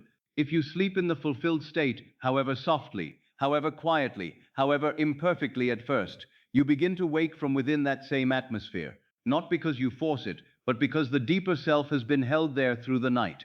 This is what I want for you, that the desired thing cease to be merely something you think about and become the inward room from which you think, that it cease to be something you admire in imagination and become the dwelling in which imagination rests, that it cease to be a place you visit and become a place you inhabit. For when it becomes a place you inhabit, the phrase already yours will no longer feel like a distant spiritual statement. It will begin to feel like the simple truth of your inner address. There is great gentleness in this. You need not create the whole house in one effort. You need only choose where you will lie down tonight. You need only choose which room receives your final mood. You need only allow the fulfilled state to become, for this hour, your shelter, your chamber, your bed. And if you do that night after night, the new room will cease to feel strange. It will become known. The old room will begin to feel foreign. And one day you will realize that waking with the feeling it is already mine is no longer difficult, because you have been sleeping in that house for some time. So let this truth become very quiet and very near. The desired thing must become your inner home. You may leave mere visiting behind and begin inhabiting. You may stop standing in the doorway. You may come inside. You may lie down there. And if you sleep inside it, even gently, you will begin to wake from it. That is how the inward home becomes the outer world's report. That is how what is quietly dwelt in begins to wear the form of fact. And now let us go further, for it is not enough to understand that sleep is a door. One must also understand what kind of room one is entering through that door. Many hear me speak of the wish fulfilled, and they treat it as a momentary mood, a passing sweetness, a brief experience to be touched before returning again to the old inward arrangement. They enter it for a moment, admire it, and then depart. But a state is not meant merely to be touched. It is meant to be dwelled in. It is meant to become home. This is one of the great distinctions that must be felt, not merely heard. A state is not only an emotion. It is a room in consciousness. It is a house with its own air, its own tone, its own assumptions, its own natural reactions. In one room, every delay means loss. In another, delay does not disturb. In one room, silence means rejection. In another, silence carries no wound. In one room, the desired thing feels forever ahead, forever withheld, forever belonging elsewhere. In another, the desired thing feels inwardly included, quietly present, no longer foreign to the sense of self. So when I say the fulfilled state, I do not mean one bright imaginal flash and then back again to the old house. I mean a dwelling place, a residence, a chamber of identity in which you begin to live, breathe, interpret, and rest. It is the room from which you begin to think, not merely the room you visit when trying to feel better. And that is why many who have touched the fulfilled state have not yet seen it become fact. They visited. They did not dwell. How often this happens? A man imagines the thing beautifully at night, perhaps with sincerity, perhaps with genuine feeling. He touches relief. He tastes the atmosphere of possession. For a few moments he stands in the right room, but afterward he goes back into the old chamber of not yet, back into the old residence of waiting. back into the old mental furniture of doubt, measurement, hunger, and checking. And then he asks why the state did not remain. But why should it remain, if he himself did not remain there? That is why I say the fulfilled state must become home, not your occasional refuge, not your little spiritual excursion. Home, a place where the deeper self begins to settle, a place where you no longer feel like a visitor, a place where the body gradually learns that it may rest. And because it is home, you do not have to keep proving that you belong there. You simply begin, little by little, to inhabit it. This is what I want for you tonight. Not merely to touch the end, but to sleep in it. Not merely to admire possession, but to lie down within it. Not merely to say how lovely it would be if this were so, but to let the fulfilled state become the room that receives you as sleep comes. Do you see how different that is? One may visit a lovely house and still sleep elsewhere. One may admire a room and still return to an old dwelling every night. So too, in consciousness. You may visit peace and still sleep in worry. You may visit possession and still sleep in waiting. You may visit the end and still drift off as the old self. But tonight the invitation is different. Tonight the invitation is to let the fulfilled room be the room in which you lie down. This is why sleep matters so much, because sleep reveals where you really live. The final room of the night often becomes the first room of the morning. If you sleep in fear, fear greets you early. If you sleep in lack, lack stands waiting when the eyes open. If you sleep in the old story is ready before the day has even begun. But if you sleep in the fulfilled state, if you let that room become your inner bed, then you begin to wake from within it. And that is how one wakes, knowing it is already yours. Not because the world shouted proof in the first instant, but because the deeper self spent the night in another house. This is why I would have you stop thinking of the fulfilled desire as a thing outside you and begin thinking of it as a room inside you. A room with a certain stillness, a room with a certain atmosphere, a room where the body does not brace in the same old way, a room where the heart does not keep leaning towards something distant, a room where the tone is not will it happen, but of course, a room where possession is not screamed, but worn. The old room has been made familiar by habit, that is all. It may feel natural, not because it is true, but because you have slept there often. You know its shadows, you know its furniture, you know how the old self breathes there, thinks there, reacts there. That familiarity has tricked you into calling it reality. But it is only one room, one state, one inward arrangement. It is not the whole house of being. And tonight you are learning there is another room available to you. A room no less real, simply because you have lived in it less often. A room that may at first feel quieter, perhaps even unfamiliar, but one that can become home through dwelling. And how does a room become home? Not by admiring it once, not by standing in its doorway, not by visiting it with excitement and then abandoning it. Home is made by repeated return, by sleeping there, by letting the body learn its air, by letting the mind stop treating it as borrowed, by letting the fulfilled self cease to feel like a costume and begin to feel like identity. So if tonight the fulfilled state feels delicate, that is all right. If it feels new, that is all right. If it feels like a better room than the old one, but not yet the one you always live in, that too is all right. Do not force familiarity. Dwell, and familiarity will come. Sleep there, and the room will begin to claim you. Return again, and the old room will begin to lose its authority. This is how states become established, not through strain, but through residence. This is why the important thing is not merely to touch the state, but to remain long enough that it begins to feel inhabitable. And sleep helps you do precisely that. For sleep is the merciful deepening of residence. It allows the fulfilled room to receive you beneath the surface chatter of the day. It allows the new state to become less of a thought and more of an environment. It allows the desired thing to stop being a distant object and become an inward place of belonging.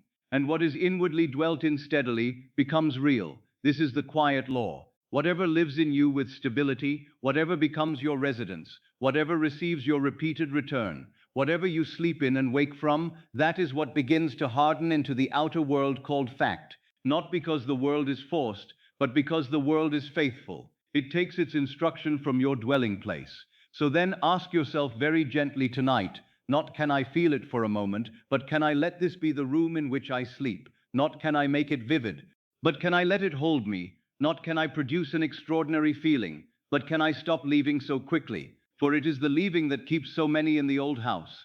The fulfilled desire must become your inner home. Yes, your inner home, not a temple you visit once a week, not a scene you admire from afar. Home, where you belong, where you may relax, where you need not keep announcing yourself, where the thing desired no longer feels forbidden or distant or unnatural. If you sleep inside it, you will begin to wake from it. That is one of the most merciful truths in all of this work. If you sleep inside it, you will begin to wake from it. And then, little by little, the morning no longer begins in lack. It begins in remembrance. It begins in a subtler knowing. It begins not with the old panic to check, but with the quieter sense that something has already been accepted in consciousness. And from that accepted state, the whole day may begin to be lived differently. So let the night teach you residence. Let it teach you to stop merely visiting the end. Let it teach you to come inside, to lie down, to rest, to let the fulfilled state become the room of sleep itself. For when what is desired becomes your inward home, waking up knowing it is already yours, no longer seems like some distant miracle. It becomes the most natural thing in the world. Now let me give you something so simple that the drowsy mind can carry it without effort. A small inward phrase, a soft thread, a lullaby of already having, not many words, not a speech, not an argument with doubt, only a gentle inward current that can accompany you into sleep without waking the mind again. For inner speech is continuous prayer. Whether you notice it or not, something in you is always speaking. During the day it comments, interprets, complains, remembers, predicts, fears, hopes, judges, and names. At night, that inner speech does not suddenly disappear. It simply grows softer, deeper, and more influential. And what is repeated in that drowsy state, what is whispered inwardly as the senses fade, often stops being mere language and begins to become atmosphere. That is the great secret of this hour. What you say inwardly in sleepiness becomes climate, it becomes tone, it becomes the air of the room, it becomes the subtle feeling in which the subconscious receives your identity. This is why the phrase matters, but not because the phrase is magic in itself. The words are not charms. The power lies in the feeling they carry.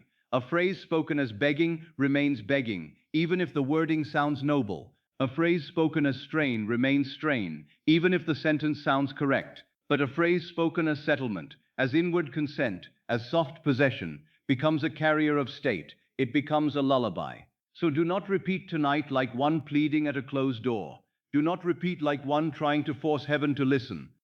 Do not repeat like one attempting to beat fear into silence. Repeat, if you repeat at all, like one settling into a bed already prepared, like one entering a room already opened, like one no longer asking but resting. This is why I give you only a few phrases, very simple ones, very quiet ones, phrases that can be carried into the borderland of sleep without stirring too much activity in the mind. It is already mine. It is done. I am already the one. I rest in possession. I sleep in the wish fulfilled. It is natural now. Feel how different these are from a prayer of reaching. They are not pushing forward. They are not trying to drag something closer. They are not saying, please let this happen. They are saying, I settle into what has already been accepted. They are the inward speech of one who is no longer outside. Take the first one. It is already mine. How softly that may be said. Not with excitement, not with force, not with a need to prove anything. Only as one quietly remembering where he lives now. It is already mine. Not because the eyes have shouted it yet, but because consciousness has accepted it.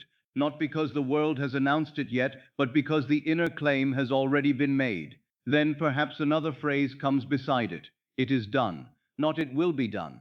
Not I hope it is done. Not may it be done. It is done. Those words, when felt rightly, they dissolve it, they carry completion. They say to the body, you need not keep laboring over this tonight. They say to the mind, you are not required to supervise the bridge. They say to the deeper self, the matter has been accepted. You may descend now. And then perhaps this phrase, I am already the one. This is a beautiful one, because it touches identity rather than merely outcome. I am already the one to whom it belongs, the one no longer asking whether he qualifies, the one no longer trying to become through struggle what he may simply assume in being. I am already the one. Let that be spoken inwardly, not as a boast but as recognition. Or perhaps this one will soothe you more deeply tonight. I rest in possession. Do you hear the softness in that? Rest, possession, not strain, not proof-seeking, not hungry rehearsal. Rest, possession. The body under. I rest in possession. I do not perform for possession. I do not chase possession. I rest in it. Then perhaps this phrase may become the one that carries you across the threshold itself. I sleep in the wish fulfilled. How perfect for the night. Not I think about it. Not I admire it. Not I try to keep it bright in the mind. I sleep in it. I let it be the room. I let it be the bed. I let it receive me. I sleep in the wish fulfilled. And finally, perhaps the simplest and one of the deepest, it is natural now. Such a gentle sentence, such a healing one. It is natural now. Natural for me to remain. Natural for me to stop reaching. Natural for me to feel it nearer. Natural for me to rest in already having. Natural for me to let the old self quiet down. Natural now. You need not use all of them. One may be enough. In fact, one often is enough.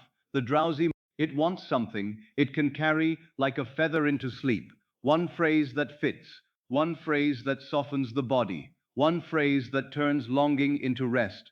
So choose the one that feels like a door. Choose the one that quiets rather than excites. Choose the one that feels less like effort and more like settling. And then let it repeat itself softly within you. Not quickly, not mechanically, slowly, with spaces, with breath between. Pause. I am already the one. Pause. I rest in possession. Pause. I sleep in the wish fulfilled. Pause. It is natural now. Pause again. Let the pauses matter. Let the body hear the phrase. Let the chest hear it. Let the breath hear it. Let the nervous system hear that something new is being spoken here, not in fear, but in quiet ownership. And remember this, the phrase is not there to make you tense. If the phrase makes you strain, if it feels too large, choose a smaller one. The aim is not to chant, the aim is to fall inward, to fall into the climate of already having, to let the words become less like speech and more like atmosphere. That is when they begin to work most deeply, when they stop sounding like tools and start feeling like weather, when they stop sounding like persuasion and start feeling like home. This is why I call it a lullaby. A lullaby does not argue. A lullaby creates the mood in which sleep comes naturally. So let this inward phrase do the same. Let it create the mood in which possession feels natural. Let it rock the old self to sleep. Let it carry the fulfilled self gently to the front. Let it become a climate. And once it becomes a climate, you will notice something very beautiful. You no longer need many words. The feeling begins to remain even between the phrases. The atmosphere stays even in silence. The room is still there, even when the sentence fades. That is a sign that the phrase has done its work. It has not merely been repeated, it has been received. So tonight, take comfort in this. You already have something simple to carry into the night. You do not need a large method. You do not need a long formula. You do not need to force anything. You need only let one soft inward phrase become the bridge between waking thought and sleeping identity. It is already mine. It is done. I am already the one. I rest in possession. I sleep in the wish fulfilled. It is natural now. Let one of these remain with you now like the last little candle in a quiet room. Let it flicker softly, without effort, until even the need to repeat it fades, and only the feeling remains. And when only the feeling remains, you will know that the phrase has become more than words. It has become your new inner climate. Now let me speak plainly about one of the quiet habits that pulls so many out of possession by morning. A man may lie down nobly. He may enter the state. He may feel, if only for a little while, that the thing is already his. He may soften into the wish fulfilled and carry that lovely mood towards sleep. And then morning comes, and before the new state has even had time to breathe, he begins to check. He checks the world. He checks the silence. He checks the numbers. He checks the message. He checks the mirror of life to see whether it has already obeyed. And in that one small movement, so ordinary that most do not even recognize it, he begins to leave the state. This is why I say the danger of checking is greater than many imagine. It is rarely dramatic. It does not arrive as some grand denial of truth. It arrives quietly, almost innocently, a little glance outward, a little measuring, a little asking, has it happened yet? And because it seems so reasonable, people obey it without noticing that what they are really doing is handing their identity back to appearances. At night they assume, in the morning they inspect, at night they enter possession. By morning they ask the world for proof that they may continue in it, and in that asking the old self returns. For the one who truly feels it is already his does not need the world to move first in order to remain himself, but the old self does. The old self says, let me see whether life agrees before I continue to feel this way. The old self says, if the sign is not here, then perhaps I had no right to rest. The old self says, I will believe after evidence. And because that is the old room begins to close around the soul again. Checking is returning to the old self. That is the plain truth of it. Not because seeing the world is wrong, not because facts must be denied, but because checking is not neutral seeing. Checking is anxious consultation. It is looking outward to find out whether you may remain inwardly faithful. And the moment you do that, you have quietly made the world first again. You have asked the echo to tell you whether the voice was real. You have asked the shadow to decide whether the form may stand. You have asked the harvest whether the seed should be trusted, and that reverses the law. This is why checking creates more distance, because it says, the thing is still over there somewhere, and I must look for it. It creates more not yet because it asks, where is it? Why do I not see it? Has it happened enough for me to relax? And each of those questions, however softly spoken, carries the feeling of separation. The body hears them. The subconscious hears them. The whole inward state shifts from possession back into waiting. That is what makes checking so costly. It does not merely observe delay. It recreates it. It does not merely notice distance. It re-enters it. It does not merely look at the mirror. It begins to live from the mirror again. And the law, being faithful, reflects that renewed waiting just as faithfully as it would have reflected fulfilled possession. This is why many undo in the morning what they accepted at night, not because the acceptance was false, not because the imaginal act had no power, but because continuity was broken. The room was visited, then left behind. The self who lay down in quiet possession was replaced by the self who rose in measurement and doubt. So understand this very gently. The visible world is often old echo. It is yesterday's harvest. It is the delayed reflection of earlier assumptions. What you see in the first moments of morning is not always the report of what you most recently accepted. It is often the report of what has already been playing itself out. And if you do not know this, you will look at old echo and call it present truth. Then you will say, nothing changed. But perhaps something did change in the only place where change begins. Perhaps the room was entered. Perhaps the seed was planted. Perhaps the identity shifted. Perhaps the world is simply slower than the inward act. And if that is so, then checking too soon is like digging at the soil to ask whether the seed is growing. It is like standing in the valley and demanding that the new echo arrive before the old one has faded. It is like looking at the mirror before your own face has had time to relax into its new expression. It is impatience clothed as observation. And impatience, though understandable, keeps dragging the soul back into not yet. So I would have you understand something with great tenderness tonight. You do not need immediate proof. You do not need signs in the first hour. You do not need visible evidence by morning in order to remain loyal to what was accepted at night. The world may still be catching up. The echo may still be old. The bridge may still be forming in ways no eye can yet detect. None of that means the state was false. It means only that the visible is later than the invisible. This is why I tell you not to scan the world too quickly when you wake. Let the first movement be inward, not outward. Let the first breath belong to the new state. Let the first feeling belong to the self who already has. Let the mirror wait. Let the echo wait. Let the evidence arrive in its own order. For if you rush too quickly to appearances, you may hand the morning back to yesterday.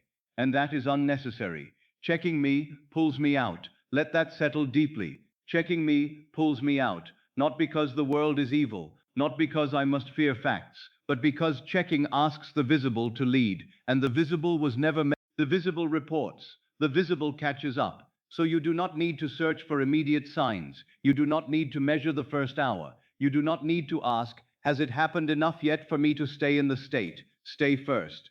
Let the world answer later. Let possession remain inwardly stable while the shadow reorganizes. That is wisdom. That is maturity in the law. And how much peace comes when this is understood. The morning ceases to be an examination. The day ceases to begin in inventory. The body ceases to wake as a detective searching for clues. The old hunger to monitor everything begins to soften. You stop treating the world like a court in which your inner state must be validated every day. You begin instead to live from the accepted room and allow the outer world to take its time, putting on the clothes of your new assumption.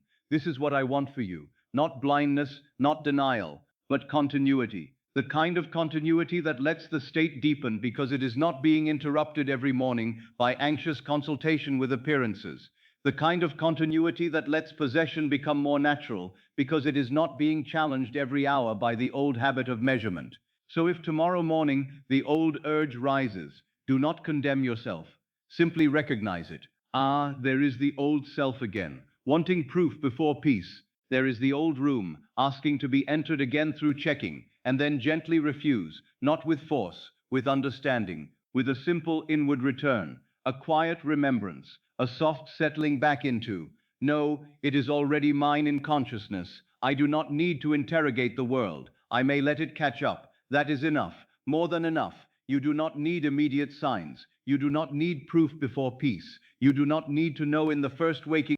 You may let the world catch up. And if you let it, if you stop checking so quickly, if you stop handing your identity back to appearances, you will discover that possession becomes steadier, the new room becomes easier to remain in. The morning stops undoing the night, and little by little you begin to wake not as the old self asking whether it has happened, but as the fulfilled self quietly knowing that what has been accepted within does not need to be proven every hour in order to remain true. When morning comes, there is a little doorway that most men do not notice. It is very small, very quiet, and yet it is one of the most powerful thresholds in the whole of human experience. It is that first soft interval before the old mind fully returns, before the day's burdens gather themselves, before the old identity has tightened its hands around the throat of feeling, before the world has had a chance to announce itself again. In that first moment, waking is not yet complete. The senses are not yet fully tyrannical. The critical mind has not yet resumed its old authority. And so there is a brief, precious openness. That moment matters very much, for the morning may either confirm the night or betray it. If you wake and instantly return to the old room, then the work of the night is interrupted. If you wake and immediately remember the lack, the delay, the problem, the absence, the question, then the old self rises first and claims the day. It says, "Here I am again, the one who is still waiting." And because it says that so early, the whole day may unfold beneath its tone. That is why so many beautiful nights are undone by careless mornings. A man may fall asleep in peace and wake into checking. A woman may fall asleep in possession and wake into doubt. Another may go to bed inwardly softened, inwardly near, inwardly rested in already having, and then rise too quickly into inventory, measurement, and evidence seeking. This is the betrayal of the threshold. But it need not be so. Morning can become the continuation of the night. Morning can begin inside the state. Morning can support what the night has planted. I want you to feel that very deeply. Your mornings do not have to oppose your nights. They do not have to pull you out. They do not have to drag you back into the old self before your feet even touch the floor. You may wake differently. You may begin from possession, not from checking. You may let the first movement be inward, not outward. You may wake before you open your eyes fully as the one who already has. That is the real meaning of waking up, knowing it is already yours.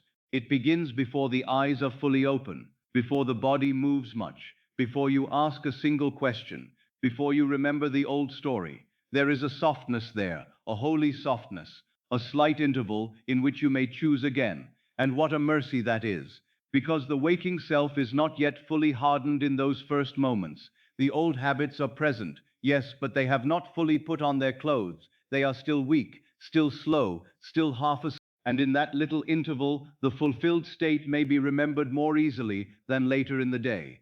It may be felt more naturally than when the senses have already begun shouting.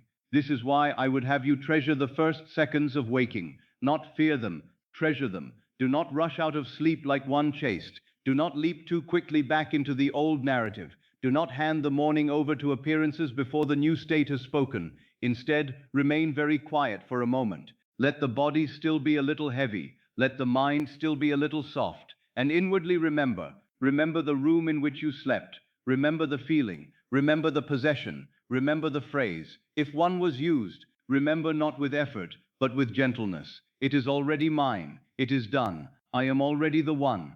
Just a little inward return before the world is consulted. That is enough. More than enough.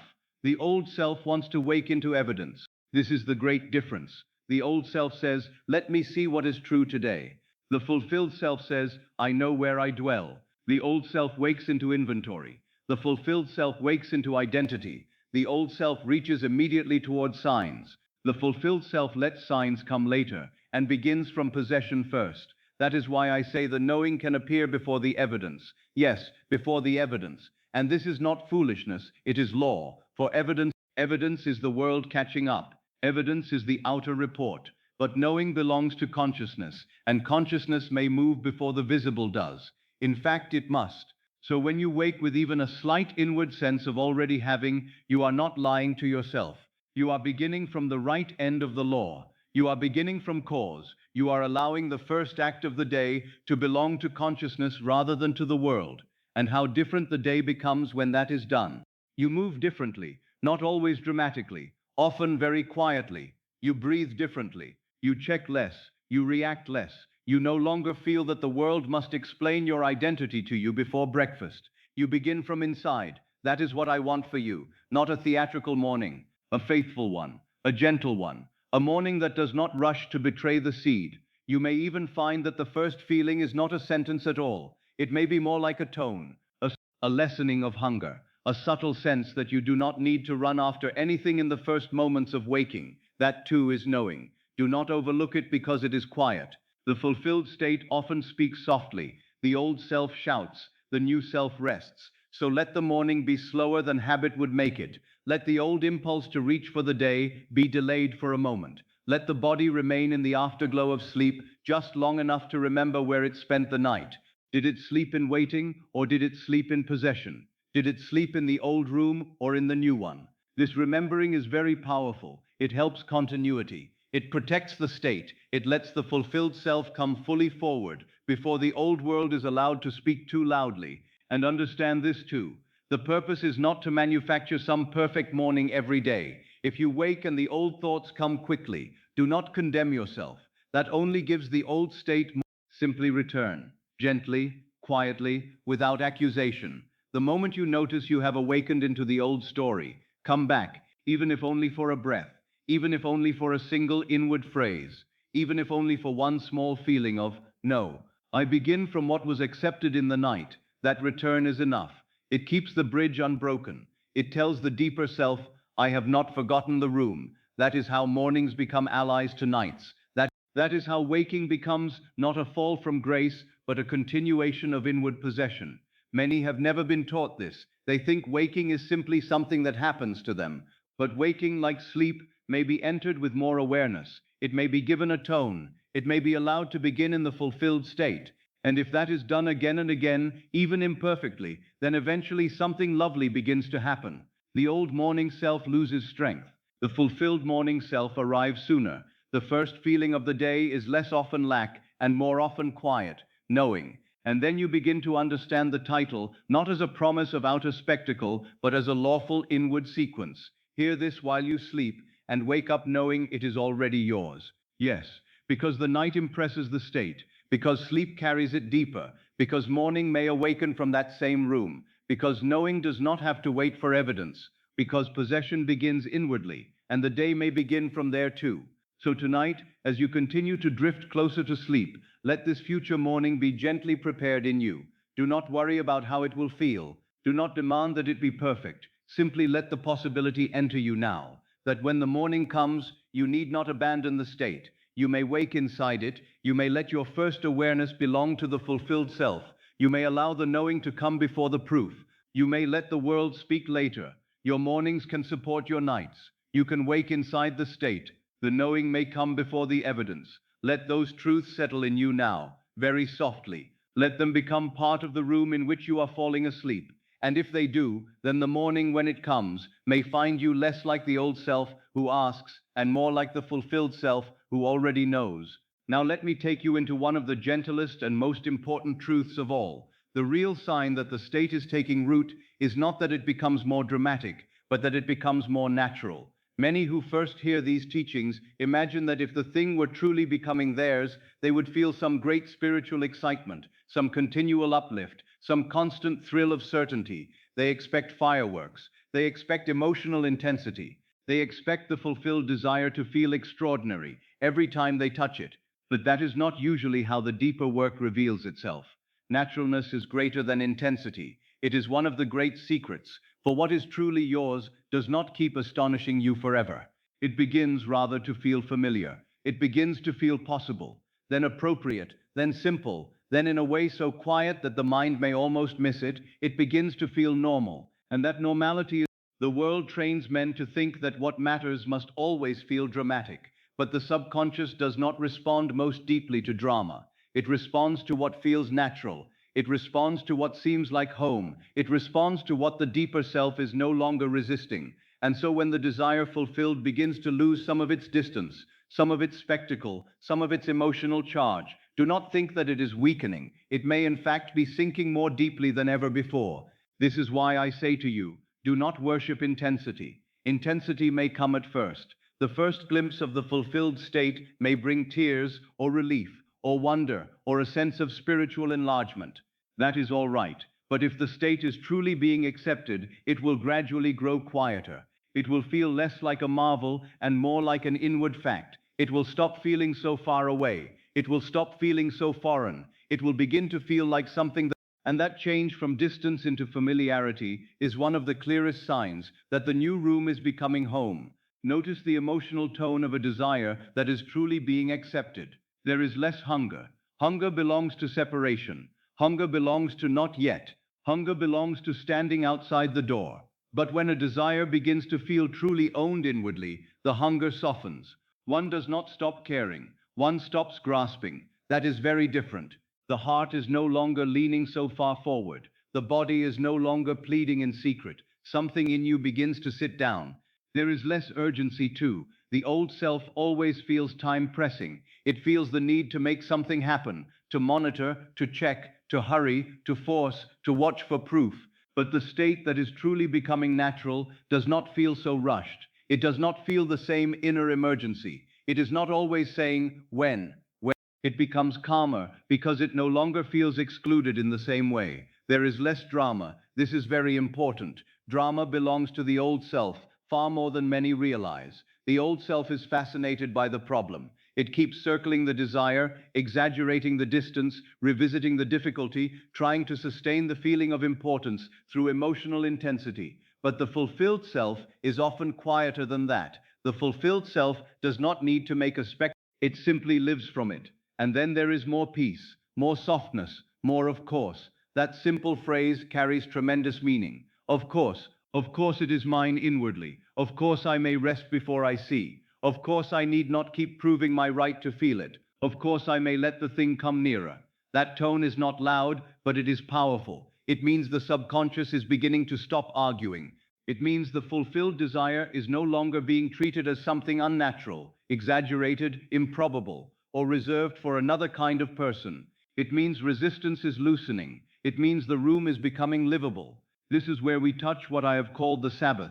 And I want you to feel this deeply, because many misunderstand it. Sabbath is not only a day upon the calendar, it is a state of inward rest. It is the quiet that follows completed imaginal work. It is the inner stillness of one who no longer feels compelled to keep laboring over the desire because something in him knows it has already been accepted. Sabbath does not mean indifference. It does not mean giving up. It means inward completion. When the state begins to feel natural, Sabbath is near. When the desire begins to feel less distant, Sabbath is near. When the body no longer reacts to it as though it were too great, too impossible, too far away, Sabbath is near. When the whole matter begins to feel simpler than before, Sabbath is near. This is why you must not be alarmed if the fulfilled state starts to feel less emotionally overwhelming. That may be exactly what you want. It may be the sign that what was once merely admired is now being inhabited. It may be the sign that the wish is no longer a magnificent stranger standing at the gate, but a member of the household. It may be the sign that the thing is ceasing to seem like a dream and beginning to feel like identity. And identity is always quieter than ambition. That is one of the deepest truths of all. The old self is ambitious about the desire. The fulfilled self is identified with it. Ambition reaches toward, identity simply is. So when the desire begins to feel simple, if the fulfilled scene begins to feel almost too plain, if the phrase already yours begins to feel less like a dramatic declaration and more like a calm inward fact, Do not make the mistake of thinking the power is gone. It may be that the power has moved deeper. It may be that it has gone below the level of performance and into the level of being. And that is exactly where manifestation begins to become inevitable. Because what feels natural is what persists. What persists is what impresses. What impresses is what hardens. This is why a simple feeling of course is often worth more than 100 moments of emotional strain. The quiet state lasts. The dramatic one often burns itself out. But the simple one, the familiar one, the one that feels almost unremarkable in its rightness, that one can become a dwelling place, that one can be slept in, that one can be awakened from, that one can become the new normal. So let the night teach you not to chase intensity. Let it teach you to welcome naturalness. Let it teach you not to be suspicious of peace. Let it teach you that when the desire stops seeming so far away, something very good may be happening. Let it teach you that simplicity is not weakness. Quietness is not emptiness. Familiarity is not failure. These may all be signs that the state is becoming your own. No, you do not need intensity. You need normality. You need the fulfilled thing to stop feeling like a miracle reserved for the future and begin feeling like an inward truth already settling into place. And if tonight, as you lie there, the desired state feels simple, if it feels soft, if it feels less dramatic than your restless mind expected, then bless that. Bless the simplicity. Bless the peace. Bless the lack of urgency. Bless the quiet certainty. For often when it stops feeling so distant, it is already entering you more deeply than you know. And when it no longer seems so far away, it is often very near indeed. And now let me show you one of the tender mercies of the night, for the day may not always have reflected the state you wish to keep. You may have listened well, felt deeply, and still found yourself touched by some old reaction before evening came. Perhaps there was a moment of fear. Perhaps you checked the world too quickly. Perhaps a conversation unsettled you. Perhaps an old thought of identity returned with its familiar voice and said, "You see, nothing has changed. You are still the same one." All this may happen, but hear me now with great gentleness. You do not have to go to bed carrying the whole day exactly as it was first lived. This is one of the deep uses of revision. The night allows you to remove the old self before sleep. It allows you to take the residue of the day, not with violence, not with self-accusation, but with tenderness, and give it another meaning. It allows you to say, inwardly, that shall not be the final impression I carry through the gate of sleep. For the day may bring old responses. Yes, old habits may stir, the old room may call to you, but none of that must be permitted to become the final mood of the night. How many lie down and rehearse the wound again? They replay the fear. They revisit the awkward moment. They hear the harsh tone once more. They return to the checking. They re-enter the old identity and fall asleep inside it. Then they wonder why the morning feels heavy. But the deeper mind simply received the final impression. That is all. It received what was carried to it. So tonight, I would have you carry something else. Suppose the day brought you a moment of fear. Not a great drama, perhaps.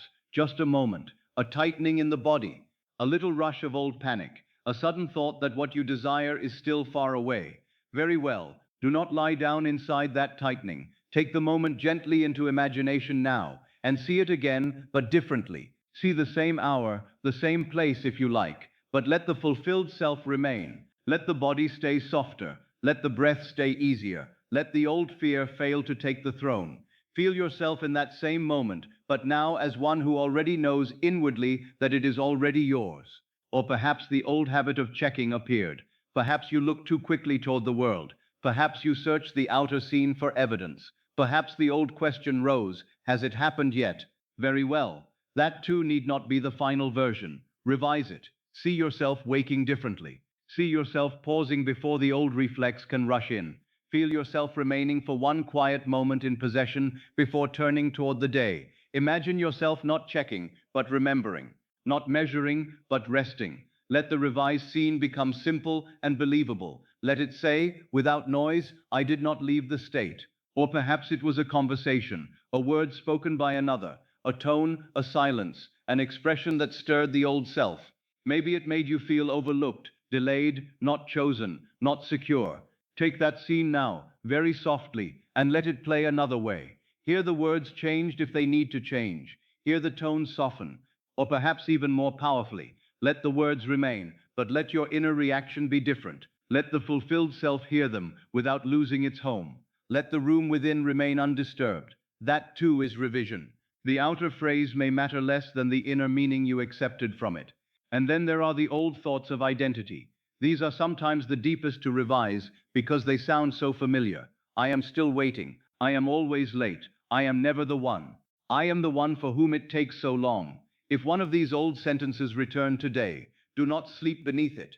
Replace it before sleep, not with force, not with mechanical contradiction, but with truth lived more gently. I am already the one. I am no longer outside. It is already mine in consciousness. I rest in possession. Let the new identity be the last one heard by the deeper self tonight. Revision is not about pretending the day never happened. It is about removing the sting of the old self's interpretation. It is about changing the imprint. The event, as the world records it, matters far less than the inward conclusion you carry from it. Two people may live the same hour and draw two entirely different futures from it, because they accepted different meanings. So revision says, I will not carry that meaning into sleep. I choose another. This is why revision is so merciful.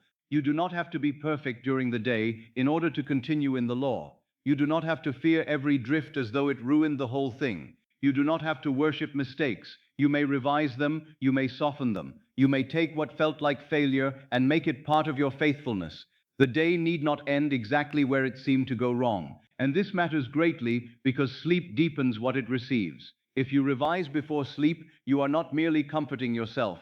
You are changing what the deeper mind carries forward. You are cleaning the residue of the day. You are clearing the old room before night closes around you. And when that is done, tomorrow becomes easier. The old pattern has less force. The trigger has less authority. The fulfilled self is closer to the surface when morning comes. This is how revision helps you wake nearer to already yours. It removes the dust of the day. It prevents the old reaction from becoming tomorrow's starting point. It lets the night become not a surrender to what happened, but a reordering of what will live on in you. Very often the difference between an anxious morning and a peaceful one was not what happened yesterday, but what was revised before sleep. So do not lie down feeling sentenced by the day. Do not take every reaction as final. Do not say, I drifted, therefore I failed. No. Say instead, I can correct the imprint before I sleep. That is enough. More than enough. Revision is one of the ways love expresses itself in consciousness. It says, I will not abandon myself to the first rough version of the day. Let tonight be tender in that way. If there is one moment you would not wish to carry farther, bring it close now. Hold it lightly. Do not overwhelm yourself by revising too much. One moment is enough. One fear, one checking, one conversation, one old thought. See it again. Change it softly. Let the fulfilled self remain there. Let the body feel the relief of how it should have been inwardly. Let that relief be the seal. And if you fall asleep in the middle of the revision, that is not failure. That is often the very best thing, for then the revised impression passes directly into the deeper self without too much interference from the analytical mind. So do not strain to finish it perfectly. Begin it lovingly. Let it soften the body. Let it clean the room. Let it change the tone. Then allow sleep to take you. You do not have to go to bed with the errors of the day. You can correct the imprint before sleep. The night allows you to rewrite your relation to the desire. This is one of its holiest gifts. So let the old self be gently removed now, not condemned, not fought, simply replaced. Let the fulfilled self take its place at the edge of sleep. Let the revised feeling be the last atmosphere of the night. And then the morning, when it comes, will not need to begin from the old wound. It may begin one step nearer, one breath nearer, one feeling nearer to the quiet truth that it is already yours. Now, let everything become slower. Let the teaching stop pressing at the surface of the mind. Let it begin to sink. Let it become less like explanation and more like atmosphere. You have heard enough for tonight. You do not need more ideas. You do not need another effort. You do not need another method. Only this quiet descent, only this soft entering, only this inward room. If you are still listening closely, let the listening grow softer now. You need not follow every word as though you were trying to remember a lesson. This is no longer that kind of hour. This is the hour of drifting, the hour of settling, the hour in which the mind may loosen its hold and the deeper self may become more available than thought. So let yourself drift without fear. Let yourself become heavier without resistance. Let the body know it has nothing more to do. Let the mind know it has nothing more to solve. It is already yours. Say it inwardly, if you wish, very softly. It is already yours, not as an effort, not as a demand, not as something you are trying to make true, but as one resting inside a room already entered. It is already yours. And because it is already yours, there is nothing for you to chase tonight. There is nothing for you to hold together. En wijnretmes is prate, in jelkjalting you were night. There is nothing for you to supervise. The old self may have believed that everything depended upon its strain, its vigilance, its checking, its constant inward reaching. But that self is not needed here, not tonight. Tonight there is another way, a quieter way, a way of possession that does not strain. It is done. Let those words move through you like warm air through a quiet room. It is done. Not because the world has already explained everything, not because the senses have already caught up, but because the deeper act is finished where it matters most. It is done in consciousness. It is done in acceptance. It is done in the hidden chamber where identity changes before circumstance. It is done, and because it is done, you may rest. You may rest now. You may rest without fear that rest will undo it.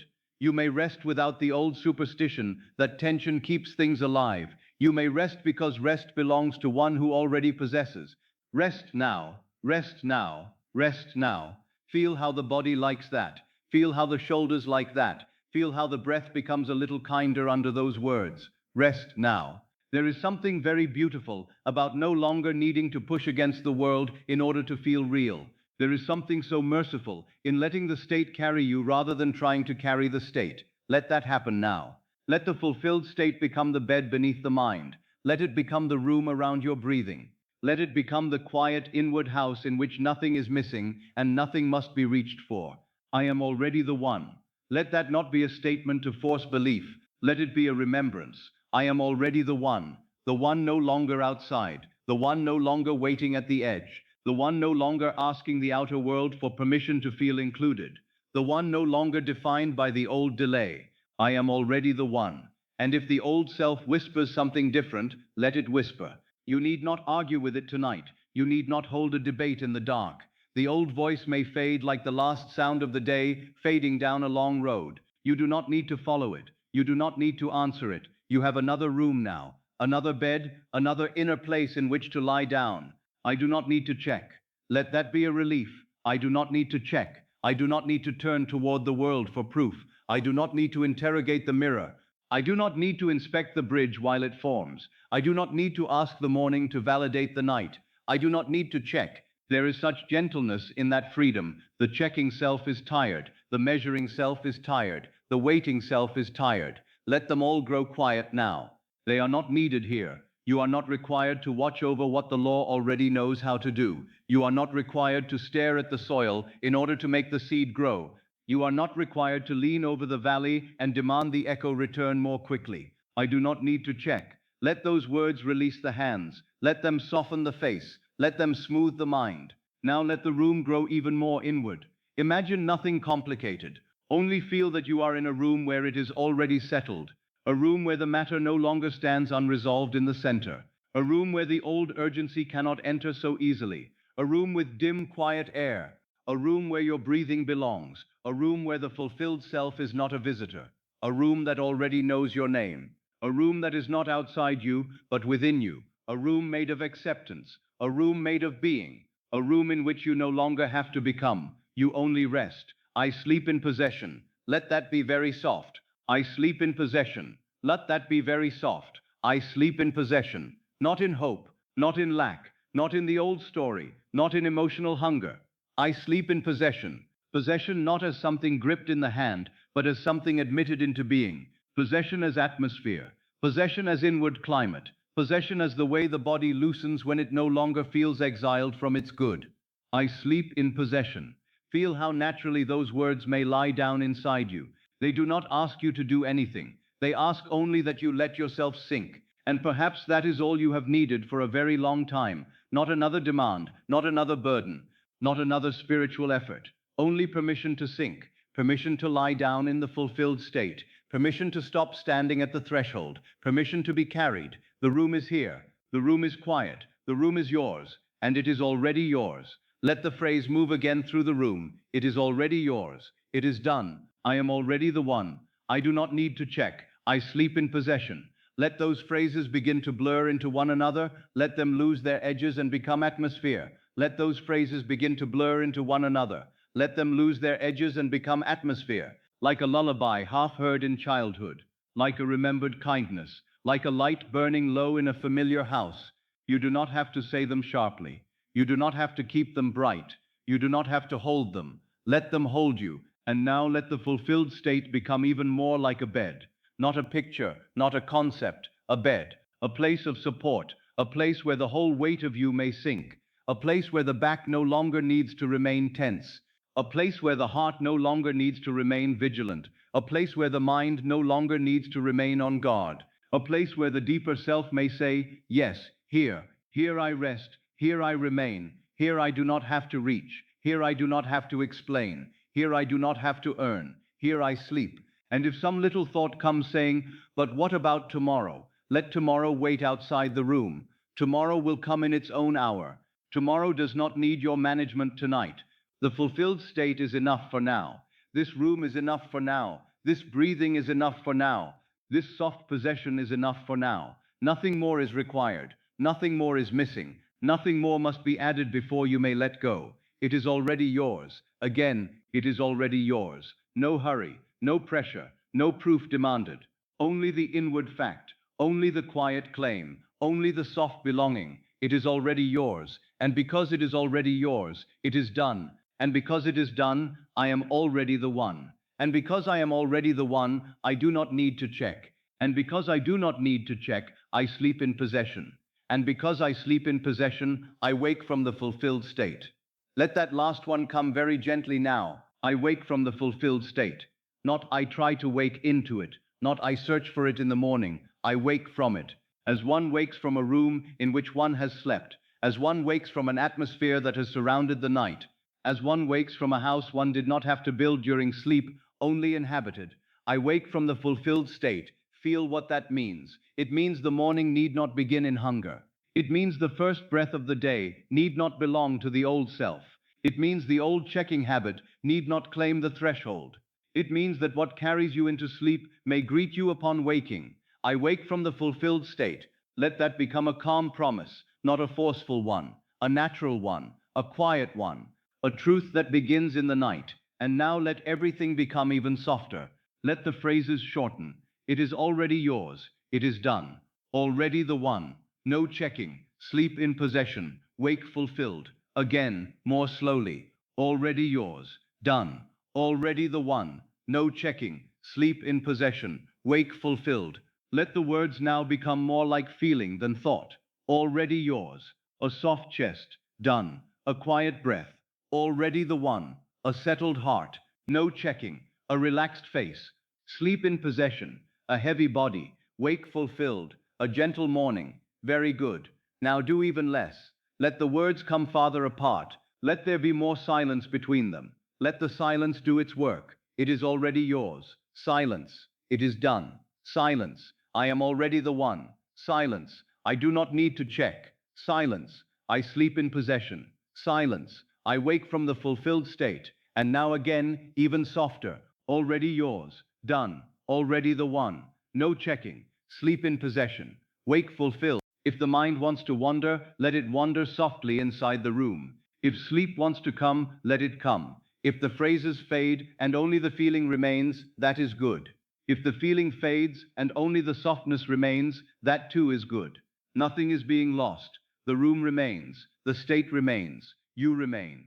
And there is no urgency to hold on, no urgency to keep repeating, no urgency to finish anything more. The fulfilled state is not asking for effort now. It is asking to be inhabited.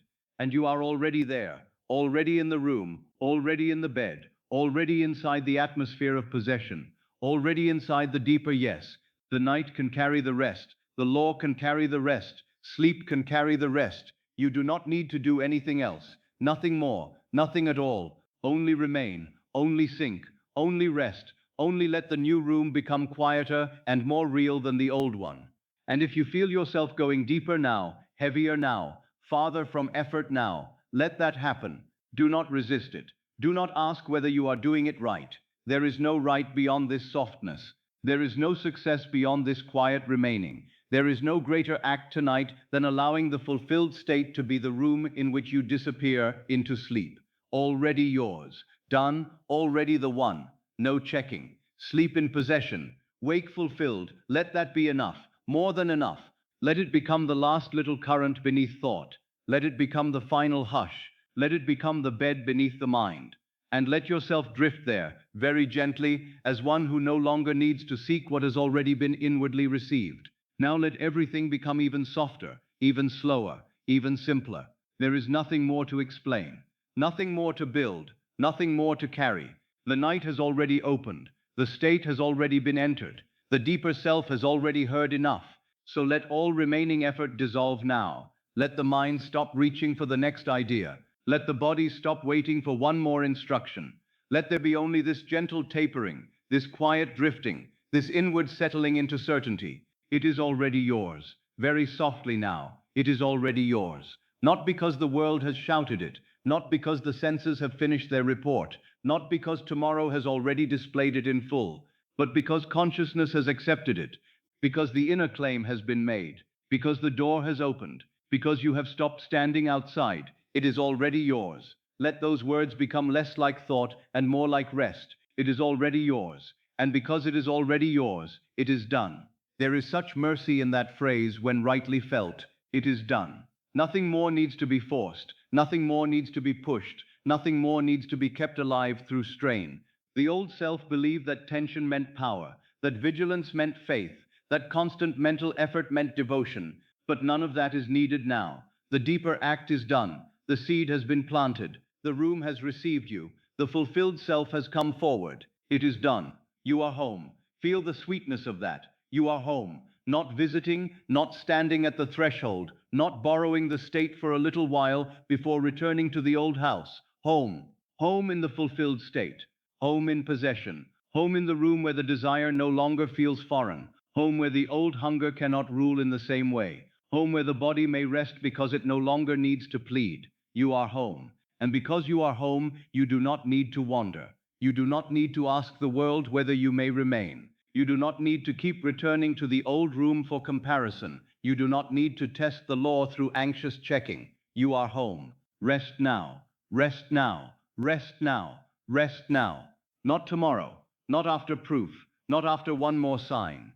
Now, rest in the accepted state. Rest in what has already been inwardly allowed. Rest in what the deeper self has already begun to wear. Rest now. The body understands rest. The breath understands rest. The heart understands rest. Let the shoulders understand it now. Let the face understand it. Let the belly understand it. Let the whole being hear the kindness in these words. Rest now. The state is accepted. Let that move through you like a quiet blessing. The state is accepted, not under review, not waiting for the world to approve it, not hanging in some uncertain distance. Accepted, accepted in the only place from which life takes shape. Accepted in consciousness. Accepted in feeling. Accepted beneath the argument of the mind. Accepted. You may sleep here. You may sleep here. You may sleep here. You may sleep here. In this room. In this inward house. In this climate of possession. In this softer identity. In this settled state, you do not have to leave it at the edge of sleep. You do not have to go back to the old room before the night takes you. You may sleep here. The law is faithful. The law is faithful. The law is faithful. It does not forget what has been accepted. It does not lose the seed because you grew quiet. It does not require your nervous supervision. It does not ask for your strain in order to keep working. It is faithful. Faithful while you soften. Faithful while you drift. Faithful while your thoughts grow dim. Faithful while the old self fades into the background. Faithful while the world takes time to catch up. The law is faithful. And because the law is faithful, you do not need to hold yourself awake with worry. Because the law is faithful, you do not need to maintain control over every breath and every thought. Because the law is faithful, you may surrender the whole machinery of manifestation back into the hands of law itself. You may rest now. You may sleep here. You are home. It is done. It is already yours. Let these phrases return now, slower and softer, like a lullaby that knows it need not prove itself. It is already yours. It is done. You are home. Rest now. You may sleep here. The state is accepted. The law is faithful. You will wake knowing. Again, even more gently. It is already yours. It is done. You are home. Rest now. You may sleep here. The state is accepted. The law is faithful. You will wake knowing. Again, even more gently. It is. Do not force the meaning now. Let the meaning drift into feeling. Let the words become atmosphere. Let them become the air in the room. Let them become the softness beneath the body. Let them become the final tone of the night. It is already yours. A softer breath. It is done. A quieter chest. You are home. A heavier body. Rest now. A calmer mind. You may sleep here. A gentler heart. The state is accepted. A quieter inward world. The law is faithful. A deeper release. You will wake knowing. And if the mind asks, knowing what? Let no answer be needed. Let the knowing remain wordless. Let it be the kind of knowing that comes before explanation. The kind that does not argue. The kind that does not announce itself loudly. The kind that simply rests in inward possession. You will wake knowing. Not because you have forced belief, not because you have interrogated the world, but because something in you has already accepted.